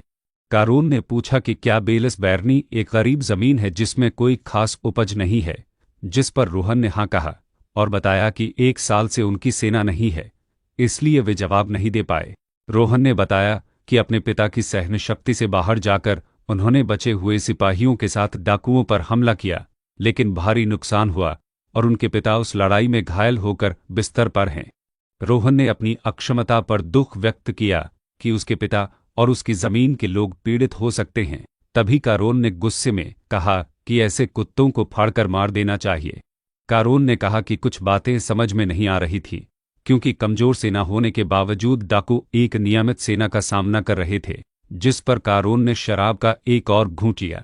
कारोन ने बताया कि यह पक्की खबर नहीं है, पर उन्हें शक है कि वे दक्षिणी राज्य के सैनिक हैं जो युद्ध से भागे हुए हैं। कारोन ने कहा कि उसे पता है कि दुष्ट सम्राट के हटने के बाद से कम की गई शाही सेना दक्षिण पर ध्यान केंद्रित कर रही है और उत्तर के लिए समय न होने के कारण अव्यवस्था फैलना स्वाभाविक है। कारोन ने निष्कर्ष निकाला कि दिजर्टस के डाकू बनने की बात सबसे सही लगती है और उन्होंने बैरन रोहन से पूछा कि क्या उनका मूड अच्छा नहीं है और क्या वे हल्का ड्रिंक लेना चाहेंगे। कारोन ने बताया कि चूंकि बेलस बैरनी उसके पिता के इलाके से सटा हुआ है, इसलिए वह इसे नज़रअंदाज नहीं कर सकता और अगर हो सके तो वह व्यक्तिगत रूप से मदद करना चाहेगा। बैरन रोहन ने कारोन को धन्यवाद दिया, लेकिन फिर हैरान होकर पूछा कि क्या किसी बच्चे द्वारा दी गई शराब पीना सच में ठीक है। और फिर कारोन ने फुसफुसाते हुए कहा कि यह शराब ज़ेरास के संग्रह से चुराई गई है, इसलिए इसे राज रखना होगा।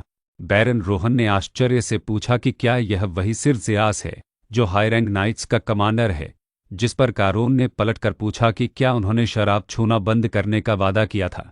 ज़ेरास को देखकर बैरन रोहन ने माफ़ी मांगी कि वह असभ्य हो गया, जिस पर ज़ेरास ने कहा कि यंग बैरन को पता नहीं होगा, इसलिए चिंता न करे। ज़ेरास ने कहा कि उसने सुना है कि वह डाकुओं से बहुत चिंतित है और इसीलिए वह चियोंगहे कैसल आया है कि हायरैंक नाइट्स खुद आएं। रोहन ने कहा कि हाँ, वह बात है। तभी कारोन ने बीच में टोकते हुए कहा, कारोन, मैंने कहा था कि शराब तुम्हारे लिए अच्छी नहीं है। और ज़ेरास ने चिल्लाकर कहा, अरे मेरी शराब। कारोन ने यंग बैरन को ऐसा दृश्य दिखाने के लिए माफ़ी मांगी, जिस पर रोहन ने कहा कि नहीं, सब ठीक है। ज़ेरास ने कहा कि वह सही समय पर आया है और चियोंगहे कैसल किसी पुराने साथी की मुश्किल में चुप नहीं रहेगा। बैरन रोहन ने कहा कि यह सुनकर खुशी हुई और ज़ेरास ने आश्वासन दिया कि वे जल्द ही बेलस बैरनी में सैनिकों को भेजेंगे, इसलिए ज्यादा चिंता न करें। बैरन रोहन ने खुशी व्यक्त की कि वह अपने लोगों को अच्छी खबर दे पाएगा और तभी उसने ज़ेरास से कहा, सिर ज़ेरास, मुझे जाने दो। ज़ेरास ने मना कर दिया और कहा कि यह नहीं हो सकता, क्योंकि दुश्मन एक प्रशिक्षित समूह है और पता नहीं उनके बीच कौन से विशेषज्ञ छिपे हों। दूसरे आदमी ने हैरानी से सोचा कि क्या यह बच्चा मदद करने के लिए गंभीर था, और ज़ेरास ने कहा कि भले ही वह मुख्य घर में ट्रेनिंग ले रहा हो, पर वह 12 या 13 साल से ज्यादा का नहीं दिखता। ज़ेरास ने स्वीकार किया कि उसने 3 सालों में जादू को 4 स्टार स्तर तक बढ़ाया है और हाईरैंक तलवार शैली के 4 थे रूप में आगे बढ़ा है, लेकिन असली लड़ाई बिल्कुल अलग चीज है। कारोन ने कहा कि ज्यादा सुरक्षा अच्छी नहीं है, सिर ज़ेरास, और उसने ज़ेरास से कहा कि वह उसे पश्चिम भेजना पसंद करेगा, क्योंकि दिखाई देने वाला खतरा अनदेखे खतरे से बेहतर है। ज़ेरास ने कहा कि उसकी बिल्कुल भी मंशा नहीं है कि कारोन उन दुश्मनों से लड़ने का जोखिम उठाए जिनकी संख्या, ताकत और ठिकाना सब अज्ञात हैं। कारोन ने पूछा, कैसा है क्या? और फिर कारोन ने मुस्कुराते हुए ज़ेरास से एक ऐसा प्रस्ताव रखने की बात की जिसे वह मना न कर सके। इस बात पर सभी लोग हैरान हो गए और कारून ने एक रहस्यमय मुस्कान दी। नीचे जेरास और रोहन हैरान दिख रहे थे।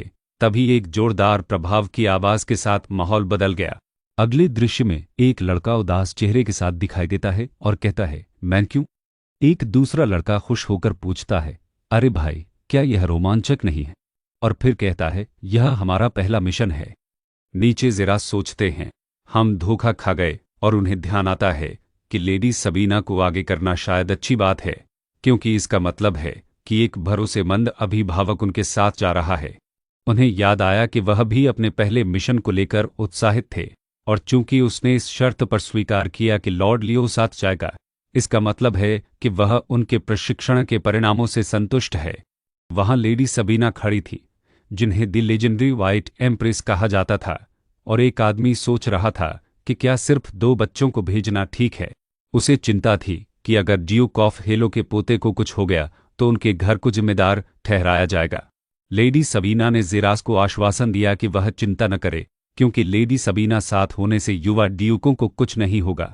सबीना ने जेरास से कहा कि अगर दोनों बच्चों को मरने का खतरा नहीं है तो वह दखल देने की योजना नहीं बना रही है, जिस पर जेरास ने कहा कि वह सबीना के भरोसे को समझता है, लेकिन फिर भी सबीना ने जेरास से कहा कि वह जानता है कि यह सिर्फ इतना ही नहीं है, और वह वास्तव में उतना ही साहसी है जितना उसे कहा जाता है, और उसके सामने न आने का कोई कारण होगा।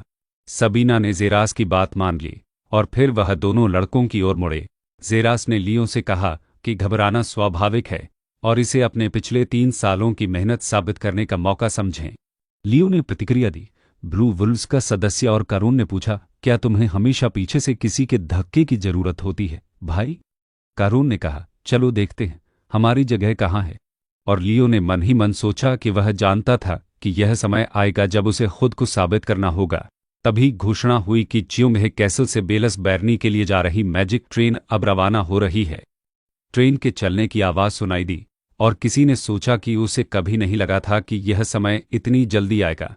ट्रेन तेजी से आगे बढ़ रही थी, और नीचे महल दिखाई दे रहा था, जबकि एक पात्र ने सोचा कि वह अभी भी सोच रहा है। ट्रेन का अगला हिस्सा इमारत के नीचे से गुजरता हुआ दिखाई दिया। ट्रेन तेजी से आगे बढ़ते हुए दूर जा रही थी, और नीचे आसमान का नजारा था। लियो परेशान दिख रहा था, जिस पर सबीना ने उसे समझाया कि घबराना स्वाभाविक है, लेकिन इसे अपनी मेहनत साबित करने का मौका समझो। सबीना ने लियो को प्रेरित करते हुए कहा कि यह ब्लू वुल्व्स का सदस्य बनने का मौका है, और लियो ने हैरानी से पूछा, ब्लू वुल्व्स का सदस्य? कारून ने लियो से कहा, क्या तुम्हें हमेशा पीछे से किसी के धक्के की जरूरत होती है भाई? और लियो ने नाराजगी से कहा, चुप रहो। कारून ने पूछा, ओह, और फिर अंदर ट्रेन के डिब्बे में देखते हुए कहा, चलो देखें अब हमारी जगह कहाँ है।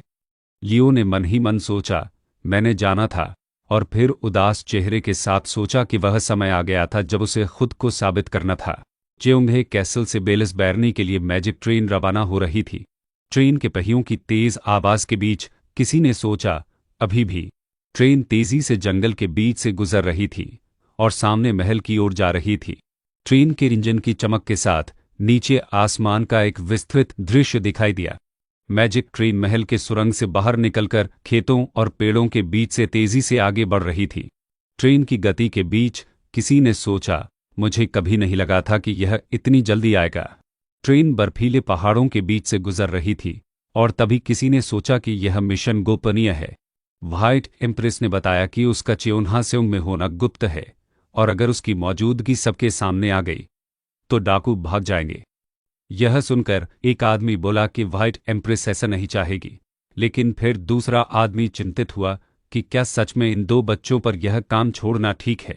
एक बच्चा घबराया हुआ नहीं लग रहा था, और दूसरे ने सोचा कि यह उसका पहला मिशन है, जबकि दूसरा बहुत ज्यादा चिंता कर रहा था।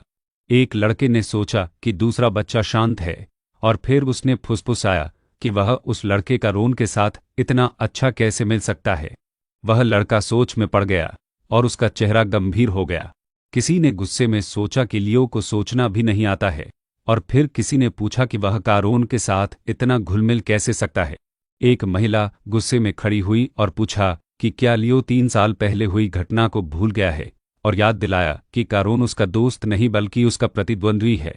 महिला ने याद दिलाया कि 3 साल पहले लियो को कारून की वजह से बेइज्जती झेलनी पड़ी थी और उसके पिता की प्रतिष्ठा भी खराब हुई थी, और फिर पूछा कि क्या उसके दिमाग में कुछ है भी या नहीं। महिला ने कहा कि अगर बोलने की हिम्मत है तो कुछ बोलो, क्योंकि वह आदमी बिल्कुल बेजान लग रहा था। जिस पर लियो ने माफी मांगते हुए कहा कि कारून और वह प्रतिद्वंद्वी नहीं हैं। लियो ने हैरानी से कहा कि भाई ह्यूगो भी 14 साल की उम्र तक 3 स्टार तक नहीं पहुंचे थे, लेकिन कारून 13 साल की उम्र में ही चौथे स्टार पर पहुंच गया था। लियो ने आगे बताया कि वह 15 साल का होकर इस साल सिर्फ 3 स्टार पर पहुंचा है, और फिर उसने कहा कि कारून उसका लक्ष्य हो सकता है, पर वह उसका प्रतिद्वंद्वी कभी नहीं बन सकता। महिला ने लियो से कहा कि वह अपनी हीन भावना को छोड़ दे, लेकिन लियो ने चिल्लाकर कहा कि यह हीन भावना नहीं है। लियो ने समझाते हुए कहा कि कारून का होना ही वह ताकत है जो उसे और मेहनत करने और आगे बढ़ने के लिए प्रेरित करती है। जिस पर महिला ने कहा कि लियो सब कुछ देखकर भी मुख्य बात नहीं देख रहा है। महिला ने फिर उससे पूछा कि क्या घबराहट कम करना इतना मुश्किल है, और कहा कि यह उसका पहला मिशन है, इसलिए समझा जा सकता है। लेकिन फिर उसने पूछा कि क्या वह किसी को मार सकेगा, और कारून के बारे में चेतावनी दी कि वह अपनी जान बचाने के लिए लियो को भी बेच सकता है। महिला ने लियो को समझाया कि वह बहुत ज्यादा सोचता है और उसे खुद पर शक करने की जरूरत नहीं है, क्योंकि वह जानती है कि उसने पिछले 3 सालों में कितनी मेहनत की है। महिला ने याद दिलाया कि उसने ही लियो को ट्रेनिंग दी थी, जिस पर लियो ने खुशी से हाँ कहा और कहा कि मास्टर शब्द सुनने में अच्छा लगता है। इसके बाद बताया गया कि ट्रेन 20 मिनट में बैरन बेलिस के इलाके में पहुंचने वाली है, और मिशन के लिए वे एक दूसरे को मास्टर और शिष्य कहेंगे। एक आदमी ने पूछा कि व्हाइट एम्प्रेस कहाँ जा रही है, जिस पर उसने कहा कि अगर वह बैरनी स्टेशन पर दिखाई दी तो बात फैल जाएगी, इसलिए वह पहले ही निकल जाएगी। जब बाकी लोग उसे रोकने की कोशिश कर रहे थे कि ट्रेन अभी भी चल रही है, तो व्हाइट एम्प्रेस ने कहा कि अब से उसे सिर्फ लेडी सविना कहकर बुलाया जाए। कारून ने मुस्कुराते हुए कहा कि मास्टर हमेशा की तरह निडर हैं, और उसने चिंता न करने के लिए कहा क्योंकि उसके दादा के भतीजे आसपास ही देख रहे होंगे। यह देखकर बाकी लोग हैरान रह गए कि कोई ट्रेन से कूद कैसे सकता है, और फिर वह चिल्लाया। एक लड़के ने हैरानी से देखा और फिर कहा, यह हाउस रेस्टन में ऐसा क्यों है? नीचे बर्फ से ढकी जमीन और पहाड़ों के बीच ट्रेन के गुजरने का दृश्य दिखा, और फिर एक टाइटल कार्ड आया। शीर्षक के बाद किसी ने खांसते हुए 2 बार आवाज निकाली। एक बूढ़ा आदमी खांस रहा था, और उसने कहा कि उसकी तबीयत ठीक नहीं है, इसलिए उम्मीद है कि युवा भेड़ियों रेस्टन हाउस के लड़कों का स्वागत बैठकर करने के लिए माफ कर देंगे। एक लड़के ने कहा कि चिंता करने की जरूरत नहीं है, और पूछा कि लॉर्ड की चोटें कैसी हैं। बूढ़े आदमी ने जवाब दिया कि वह खतरे से बाहर हैं, और उसने उनकी चिंता के लिए आभार व्यक्त किया। उसने कहा कि उसे नहीं पता कि ड्यूक कारून को याद है या नहीं, लेकिन उसने कारून और उसके पिता से 10 साल पहले मुलाकात की थी, और कहा कि वह शानदार बड़ा हुआ है। लॉर्ड राफेल को उस पर गर्व होगा। कारून ने विनम्रता से कहा कि अगर वह सच में असहज महसूस कर रहे हैं तो उन्हें आराम से बात करने दें, क्योंकि वह शिष्टाचार में माहिर नहीं है। किसी ने पूछा कि अगर उन्हें सच में असहजता हो रही है तो क्या वह उन्हें यंग लॉर्ड कारून कह सकते हैं, जिस पर कारून ने कहा कि इससे उन्हें यकीनन ज्यादा आराम मिलेगा। बैरन ने टिप्पणी की कि अगर वह अपने पहले ही मिशन पर हैं तो इसका मतलब है कि उन्होंने इतनी कम उम्र में ही ज़ेहा स्टाइल का 4था स्टार हासिल कर लिया होगा। कारून ने हाँ कहा, लेकिन यह भी बताया कि उसका चचेरा भाई लियो अभी भी 3 स्टार पर ही है, और लियो के बगल में खड़ा लड़का परेशान लग रहा था। कारून ने आगे कहा कि भले ही लियो खुद योद्धा ना हो, पर उसे काफी कुछ पता है, और हंसते हुए कहा कि फिर भी मुख्य परिवार उसे यहाँ भेजने के लिए उसकी बहुत इज्जत करता होगा। बैरन ने कहा कि इसीलिए वह 2 होनहार युवकों को इतना खतरनाक काम सौंपने में हिचकिचा रहा है। जिस पर एक लड़के ने कहा कि वह बैरन की चिंता समझता है। उसने कहा, लेकिन अगर वे मिशन में असफल होते हैं तो क्या यह ब्लू वुल्व्स की शान के लिए अपमान नहीं होगा, और कहा कि उनके असफल होने का कोई इरादा नहीं है। दूसरे लड़के ने तुरंत हाँ में हाँ मिलाई और कहा कि वे बिना फेल हुए इसे पूरा करेंगे, जिस पर बूढ़े बैरन ने धन्यवाद कहा। किसी ने पूछा, पिताजी क्या आप ठीक हैं? और दूसरे ने सुझाव दिया कि बैरन को आराम की जरूरत है, इसलिए उन्हें अब निकल जाना चाहिए। बैरन ने कहा, तो मैं यह काम आप पर छोड़ता हूं, और बताया कि एक गाइड पहले से तैयार है, बस उसे फॉलो करना है। यह सुनकर एक लड़का हैरान हुआ और बोला, क्या गाइड? लियो ने कारोन से पूछा, क्या तुम्हें थकान हो रही है? जिस पर कारोन ने जवाब दिया कि बात थकान की नहीं है, बल्कि इस बात की है कि क्या वे गाइड पर भरोसा कर सकते हैं। कारोन ने कहा कि भले ही वह यंग बैरन द्वारा भेजा गया कुशल स्थानीय गाइड हो, लेकिन इस बात की कोई गारंटी नहीं है कि वह डाकुओं के साथ मिला हुआ नहीं है। यह सुनकर लियो ने मुस्कुराते हुए कहा, ओह, तो आखिरकार तुम दिमाग का इस्तेमाल करना शुरू कर दिया, ह्यूंग। लियो ने आगे कहा कि वह सही है, और वह गाइड शायद डाकुओं के दल का ही हिस्सा है। जिस पर लियो हैरान हुआ और पूछा कि उसे यह कैसे पता चला। कारोन ने बताया कि यह सब स्टेशन पर पहुंचने पर यंग बैरन के साथ हुई बातचीत की वजह से पता चला। लियो ने फिर से हैरानी से पूछा, क्या बात? कौन सी बात? जिस पर कारोन ने कहा, वेल। अगला दृश्य यंग बैरन रोहन का था, जो पूछता है कि डाकुओं के अड्डे का पता कैसे लगाने की योजना है, और फिर जवाब मिलता है कि डोमेन के अंदर के किसी गद्दार का इस्तेमाल करना पड़ेगा। लियो ने प्रतिक्रिया दी कि गद्दार का इस्तेमाल करना एक शानदार तरीका है, और फिर पूछा कि कारोन ने उसे यह पहले क्यों नहीं बताया। कारोन ने जवाब दिया कि इसलिए क्योंकि लियो दिन भर घबराया हुआ था, और कहा कि यह सोचना भी कि यंग बैरन जानबूझकर एक गद्दार हमारे साथ लगाता है, वह चालाक है। कारोन ने आगे कहा कि जिस तरह उसे अब तक सजा नहीं मिली, उससे यह भी पता चलता है कि वे कितने हताश होंगे, और इसीलिए वे अब चारा बेत हैं। कारोन ने समझाया कि किसी पड़ोसी डोमेन की ओर जाने वाले रईस बेटों का सफर एक बेहतरीन सेटअप है, और अब लगता है कि वे उन्हें फंसाने के लिए तैयार हैं। तभी बर्फीले जंगल में डाकुओं का एक समूह दिखाई दिया, और उनमें से एक ने कहा, अच्छा काम किया स्वेन, चूंकि वे रईस बच्चे हैं, मैंने थोड़ा और इंतजाम किया है। एक डाकू ने कहा, बॉस, ये युवा मालिक चुपचाप नहीं आने वाले लगते हैं। जिस पर बॉस ने कहा, हम। डाकू ने आगे कहा, अगर उन्होंने हमें अगवा किया तो हमें अच्छी फिरौती मिलेगी। जिस पर कारोन ने धीरे से कहा, हम। कारोन ने कहा, लगता है वे हमें फंसाने के लिए तैयार हैं। और तभी पीछे से एक जोरदार आवाज आई। डाकुओं का मुखिया सामने आया और कहा, तुम जैसे कीड़ों को। कारोन के चेहरे पर खतरनाक मुस्कान आई और उसकी आंखें नीली रोशनी से चमक उठीं। उसने गुस्से में कहा, मेरे पिता के डोमेन में नशीली दवाइयां फैलाने की हिम्मत कैसे हुई? बेलुस बैरोनी में ठंडी बर्फबारी के बीच एक बड़ी सी इमारत दिखाई देती है। अंदर एक बुजुर्ग आदमी खांस रहा होता है, और उसका बेटा उसे पानी देने के लिए आता है। बेटा पूछता है कि क्या वह ठीक है, और बड़ा आदमी पानी पीकर उसका धन्यवाद करता है। बेटा शांत खड़ा रहता है, जबकि बड़ा आदमी थोड़ा असहज दिखता है। बेटा बाहर खिड़की से देखकर पूछता है कि क्या दोनों नौजवान ड्यूक ठीक रहेंगे, क्योंकि उन्हें बिना किसी सही जानकारी के डाकुओं के पास भेजा गया है। बुजुर्ग व्यक्ति कहता है कि ब्लू सी कैसल को लड़कों के हुनर पर भरोसा होगा, और वह लड़का जिसका नाम कैरन है, उसे यंग ड्यूक खेलों की याद दिलाता है। कैरन की आत्मविश्वास भरी चाल और शांत, उदार रवैया ड्यूक खेलो जैसा ही लगता है। बुजुर्ग आदमी सोचता है कि दोनों लड़कों से उम्मीद रखना सही होगा। बेटा सहमत होता है और कहता है, हाँ पिताजी। इसके बाद कहानी बर्फीले मैदान पर शिफ्ट होती है, जहां जमीन पर कुछ पत्तियां जमी हुई हैं। अचानक खून के छींटे जमीन पर गिरते हैं, जिससे पता चलता है कि वहां कोई लड़ाई हुई है। कैरन नीली बिजली जैसी आभा के साथ पूरी ताकत से वार करता है, जिससे एक दुश्मन चिल्लाता है। कैरन की आंखें चमक रही हैं और वह जोरदार एक्शन में दिखाई देता है। कैरन की लड़ाई के बाद जमीन पर कई लोग गिरे पड़े हैं और बाकी दुश्मन डरकर चिल्ला रहे हैं। एक गिरा हुआ डाकू बेसुध पड़ा है और उसके पास कुछ पैसे का थैला दिखाई देता है। एक डाकू कैरन को देखकर मन ही मन सोचता है कि वह एक राक्षस है। कैरन के साथी को लगता है कि कैरन एक राक्षस जैसा है। एक डाकू घायल होकर अपने भाई से कहता है कि वे साधारण लोग नहीं हैं। उसका भाई गुस्से में कहता है कि वे मुख्य यूनिट को खबर देने के लिए पीछे हटेंगे।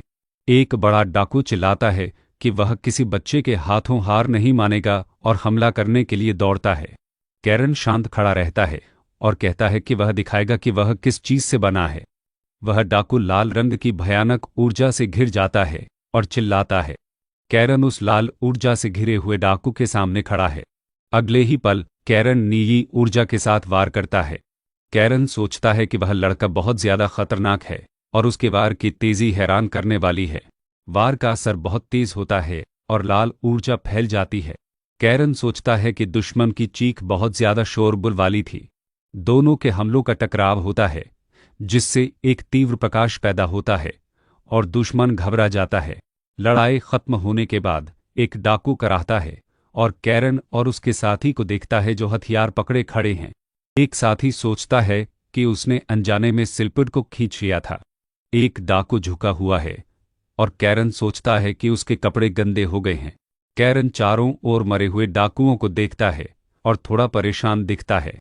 वह सोचता है कि कैरन एक तरफ तो ठीक है, लेकिन उसके हथियार से निकलती नीली आभा बहुत डरावनी थी।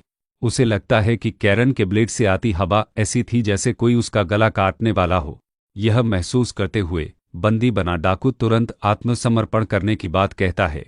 कैरन आत्मसमर्पण करने वाले डाकू से उसका नाम पूछता है और डाकू अपना नाम उरहा बताता है।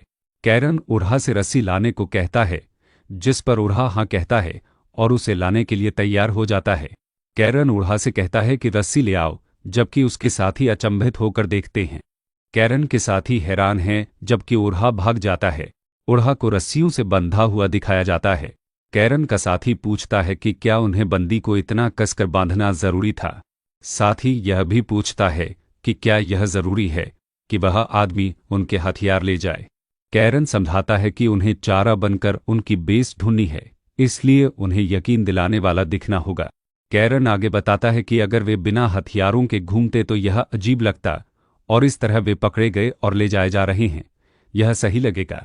कैरन कहता है कि वे उरहा से रास्ते में और जानकारी निकालेंगे और उसे उरहा कहकर बुलाता है। उरहा हाँ कहता है और कैरन उसे पूछता है कि क्या वे भगोड़े हैं। उरहा बताता है कि वे किंगडम ऑफ सीएस की 3वीं इन्फैंट्री डिवीजन की 1वीं बटालियन से हैं और कैरन समझ आता है कि वे दक्षिण से हैं जहां युद्ध चल रहा है। कैरन पूछता है कि उनका समूह कितना बड़ा है और उरहा बताता है कि एक जादूगर और 2 नाइट एस्कॉर्ट्स समेत वे कुल 130 लोग थे। उरहा कहता है कि वे 130 भगोड़े हैं, जिस पर कैरन का साथी हैरान होता है। कैरन सोचता है कि उसने गलत लोगों को चुना। उसे लगा था कि वे सिर्फ आम रईस होंगे और उसे कैरन की नीली चमकती आंखें याद आती हैं। उरहा यह महसूस करता है कि वे रेस्टिन हाउस और यास एम्पायर के दिल के बच्चे हैं और कैरन पूछता है कि वे जैसे भगोड़े इतनी दूर उत्तरी इलाके में क्यों आए। उरहा बताता है कि उनके कमांडर ने उन्हें आराम की जिंदगी जीने लायक पैसा कमाने का वादा किया था। कैरन सोचता है कि एक साधारण इन्फैंट्री यूनिट के कमांडर के साथ जादूगर जैसे उच्च स्तर के लोग कैसे हो सकते हैं। कैरन को शक होता है कि पैसे के पीछे भागने वाले लोग इस गरीब बेलुस बैरोनी में डाकू क्यों बनेंगे। यह बात जंचती नहीं है। उरहा कहता है कि उनकी बेस बस थोड़ी ही आगे है, जिसे देखकर वह पक्का जान जाएगा। कैरन और उसका साथी सोचते हैं कि वे बस देखना चाहते हैं कि क्या हो रहा है। उनके तीनों साथी आगे बढ़ने लगते हैं। उरहा आगे बढ़ता है और उसे देखकर ऊपर निगरानी कर रहा डाकू हैरान होता है। ऊपर से एक डाकू पूछता है कि उरहा मेहमानों को बंधक बनाकर लाया है और बाकी लोग कहाँ हैं। वह डाकू उरहा से उसके हथियार के बारे में पूछता है, जिस पर उरहा चिल्लाता है कि यह उसकी किल है और उसे हाथ न लगाए। उरहा बताता है कि बाकी लोग भागने वाले गार्डों का पीछा कर रहे हैं और वह मुख्य दरवाज़ा खोलने को कहता है। ऊपर से एक डाकू कहता है कि उरहा ज़्यादा संवेदनशील बन रहा है और क्या वे बॉस से पहली बार तारीफ मिलने पर उत्साहित हैं। नीचे कुछ डाकू गेट की तरफ आते हैं, जबकि उरहा के साथी थोड़ा असहज हैं। एक डाकू कहता है कि अगर वे जल्दी बंधक ले आते तो बेहतर होता, और कैरन उसे जवाब देता है कि वह चोरों के समूह में शामिल होने के बावजूद बहुत नरम है। कैरन के साथी उस डाकू को ताना मारते हैं। कैरन पूछता है कि उसे यह अजीब सी शक्ति क्यों महसूस हो रही है, और वह देखता है कि उसके पीछे एक लाल ऊर्जा का घेरा बन रहा है। उरहा भी कुछ अजीब महसूस करता है और सोचता है कि उसका गिलोटीन भी प्रतिक्रिया दे रहा है। कैरन का साथी उसे बुलाता है और दोनों हैरान होकर देखते हैं। सामने एक खून से लथपथ जानवर को किसी खंभे से बंधा हुआ दिखाया जाता है। उरहा और उसके साथी उस बंधे हुए जानवर को देखते हैं और कैरन कहता है कि यह निश्चित रूप से कुछ और है। जमीन पर लाल ऊर्जा का एक बड़ा सा काला घेरा बन रहा है।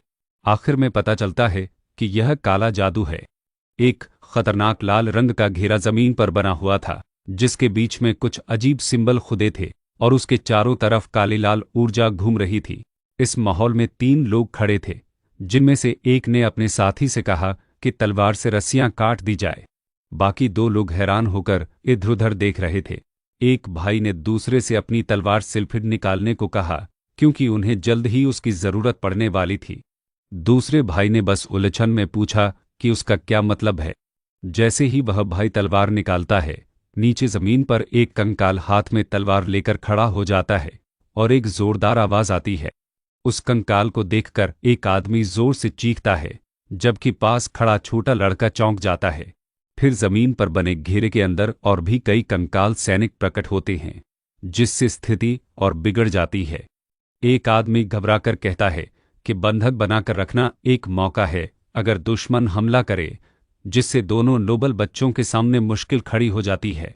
तभी ऊपर छत पर कुछ लोग खड़े होकर उनका स्वागत करते हैं और कहते हैं कि वे उनके माउंटेन गढ़ में आ गए हैं। सामने खड़े डाकू के सरदार ने उन छोटे नोबलों को कीमती छोटे रईस बच्चे कहकर ताना मारा। डाकुओं में से कोई कहता है कि काले जादूगर का कोई निशान नहीं है, शायद वह अभी भी कहीं मंत्र पढ़ रहा होगा और वे अब भी बहुत डरावने लग रहे थे। इस बीच एक रईस बच्चा, जिसका ध्यान लड़ाई पर था, धमकी देता है कि अगर उन पर हमला हुआ तो वह बंधक का गला काट देगा। यह सुनकर जिस आदमी को बंधक बनाया गया था वह घबरा जाता है और अचानक नोबल बच्चे को ऐसा करते देखकर हैरान रह जाता है। दूसरे नोबल बच्चे ने चिल्लाकर पूछा कि भले मानुषों के सम्मान का क्या होगा, जबकि नीचे कंकाल फिर से घेरे में लड़ने को तैयार थे। सरदार ने आश्चर्य से पूछा कि नोबल लोग बंधक बना रहे हैं, जबकि उन्हें तो सम्मान को सबसे ऊपर रखना चाहिए था। बंधक बनाए गए आदमी ने घबराकर पूछा कि क्या वे ऐसा नहीं कर सकते, जबकि दूसरे रईस बच्चे ने अपनी तलवार उस आदमी की गर्दन पर सटा दी। सरदार ने कहा कि वे मज़ेदार तो हैं पर गलत हैं, क्योंकि बिना मूल्य के बंधक बेकार होता है और वह आदमी पूरी तरह बेकार है। एक बच्चा गहरी सांस लेता है और सरदार कहता है कि वह आदमी पूरी तरह से बेकार है, जिसके बाद बंधक बनाने वाला आदमी घबरा जाता है। एक बच्चा दूसरे से कहता है कि वे संख्या में कम हैं और पूछता है कि क्या उसके पास कोई योजना है। दूसरे रईस बच्चे ने मुस्कुराते हुए जवाब दिया कि हाँ, बिल्कुल है। उसने आत्मविश्वास से कहा कि बस कमांडर को हराना है और वह खुद कमांडर को देखेगा। उसके बोलते ही उसकी आंखें नीली चमकने लगती हैं और जबरदस्त ऊर्जा का प्रदर्शन होता है। कमांडिंग डाकू नीले रंग की माना देखकर हैरान होता है और कहता है कि यह कैसे हो सकता है। तभी दूसरा भाई कंकालों को संभालने की बात करता है। नीला रंग देखकर दूसरा बच्चा पूछता है कि उसका क्या मतलब है, और फिर पहला बच्चा नीले घेरे में घिरकर कमांडर को खुद संभालने की बात करता है। वह लड़का नीली ऊर्जा से घिरकर अपनी तलवार निकालता है और कहता है कि वह कमांडर को खुद संभालेगा। उसकी नीली शक्ति चारों ओर फैलती है, जिससे ऊपर छत पर खड़े डाकू भी हिल जाते हैं और कुछ भागने की कोशिश करते हैं। एक तेज एक्शन होता है और वह लड़का तेजी से आगे बढ़ता है, जबकि उसका साथी उसे देखता है। एक कंकाल अपनी कुल्हाड़ी लेकर उस बच्चे पर हमला करने की कोशिश करता है, जिस पर उसका साथी चिल्लाकर उसे संभालने को कहता है। नीचे कमांडर गुस्से से चिल्लाता है और हार मान रहा होता है। तभी पहले बच्चे की नज़रें चमकती हैं। कमांडर परेशान होकर पूछता है कि वह क्या सोच रहा है, और फिर गुस्से में कहता है कि अगर वे आसिफ फोतस के हैं तो भी वे नहीं बचेंगे। नीला ऊर्जावान हमला होता है और डाकू चिल्लाते हैं कि आग लगाओ, जबकि पहला बच्चा कहता है कि अब बहुत देर हो चुकी है। पहला बच्चा अपनी नीली शक्ति का प्रदर्शन करता है और नीचे से डाकू की चीखें आती हैं। वह लड़का हाईरांग स्वॉर्ड स्टाइल 3 वेव का इस्तेमाल करता है, जिससे डाकुओं को जबरदस्त झटका लगता है। नीली लहर तेजी से आगे बढ़ती है और डाकू कमांडर को गुस्सा आता है। वह कमांडर चिल्लाता है कि यह बेकार बच्चा है और भागने की कोशिश करता है। रईस बच्चा मुस्कुराते हुए कहता है कि वह कितनी मुश्किल पैदा कर रहा है और कमांडर को जोरदार झटका लगता है। नीले वार से कमांडर बुरी तरह घायल हो जाता है और दर्द से कराहता है। पहला बच्चा नीचे बैठे कमांडर से कहता है कि अगर हमला करना था तो जल्दी करना चाहिए था, जिस पर कमांडर उसे बास्टर्ड कहता है। कमांडर शिकायत करता है कि आसिफ फोतस के पास दूसरे इलाकों के लिए फालतू सैनिक नहीं होंगे, पर पहला बच्चा बताता है कि यह बैरोनी उसके पिता के डोमेन के पास है। वह कहता है कि वह उसे मारेगा नहीं, बल्कि सीधे आसिफ फोतस तक घसीट कर ले जाएगा, जिससे कमांडर कुछ समझ नहीं पाता। नीचे दूसरा बच्चा कंकाल सैनिकों को मार रहा होता है और पहला बच्चा उसे नॉट बैड विदर कहकर शाबाशी देता है। पहला बच्चा अपने सैनिकों को इशारा करता है और कहता है कि सी वेव स्वॉर्ड के हिसाब से उन्हें सीधा टकराना चाहिए। वह कमांडर से पूछता है कि क्या उसे लगता है कि वह सुरक्षित बच निकलेगा, और फिर उसका नाम पूछता है। कमांडर अपना नाम माइकल नॉक्स बताता है, जबकि पीछे नीली शक्ति दिखाई देती है। पहला बच्चा उसकी तलवार खींचकर उसे जमीन पर गिरा देता है और उसे चुप कराता है। कमांडर चीखता है और पहला बच्चा अपनी नीली आंखें दिखाते हुए मुस्कुराता है, जैसे वह जीत गया हो। वह आदेश देता है कि उसके आदमियों को हथियार डाल देने चाहिए, और जब वे आज्ञा मानते हैं तो वह कहता है कि उसे यह पसंद आया। कमांडर हार कर कराहता है और सोचता है कि उन्हें 2 बच्चों से हारना पड़ा। वह गुस्से में कहता है कि जब उनके बाकी लोग आएंगे तो ये बच्चे भी नहीं टिक पाएंगे, भले ही वे रेस्टन हाउस के हों। पहला बच्चा कहता है कि वह अब भी किसी चीज का सहारा ले रहा है और पूछता है कि क्या वह उन काले जादूगरों पर निर्भर है। दूसरा बच्चा कंकाल को काटता हुआ दिखाई देता है, जबकि उसे अपनी रणनीति पर भरोसा है। पहला बच्चा पूछता है कि क्या उन्हें लगता है कि उनका परिवार सिर्फ 2 बच्चों को भेजेगा, और फिर दूसरा बच्चा देखता है कि जादू का घेरा गायब हो गया है। तभी एक जोरदार धमाका होता है और दूसरा बच्चा आश्चर्य से देखता है। पहला बच्चा कहता है कि जरूर उनका कोई रक्षक होगा, और फिर जोरदार धमाके के बाद जगह पूरी तरह तबाह हो चुकी होती है। वह कहता है कि समय बर्बाद करने और काले जादूगर को न पकड़ पाने के लिए धन्यवाद, और वह एक सिर लेकर खड़ा होता है। एक गोरी महिला जमीन पर पड़ी हुई लाशों को देखती है और उसकी आंखें नीली चमकती हैं। उस महिला को देखकर बाकी लोग उसे मास्टर कहकर बुलाते हैं, और एक बच्चा बताता है कि यह काले जादूगर का सिर है, जबकि वह कारोन रेस्टन और लियो रेस्टन का नाम लेती है। मास्टर कहती है कि वे सबसे जरूरी सबूत यानी मिशन की विफलता चूक गए, जिस पर कारोन नाराज होता है। मास्टर कहती है कि उसे उनकी रणनीति पसंद आई, क्योंकि वे अपने बड़े भाई की तरह सीधे दुश्मन के मुंह में घुस गए।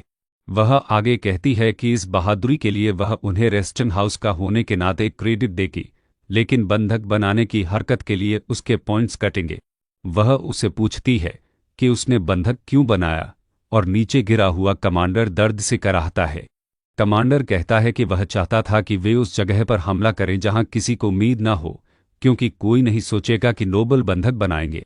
मास्टर सहमति जताती है और हंसकर कहती है कि उसने कारोन जैसा कोई पागल आदमी नहीं देखा, जिस पर कारोन उसे धन्यवाद देता है। मास्टर उन पागल लोगों को देखकर हैरान होती है और पूछती है कि क्या वे सच में नोबल हैं। फिर वह कहती है कि लॉर्ड बेलिस के महल लौटना है, जहां उसके पास कई सवाल हैं।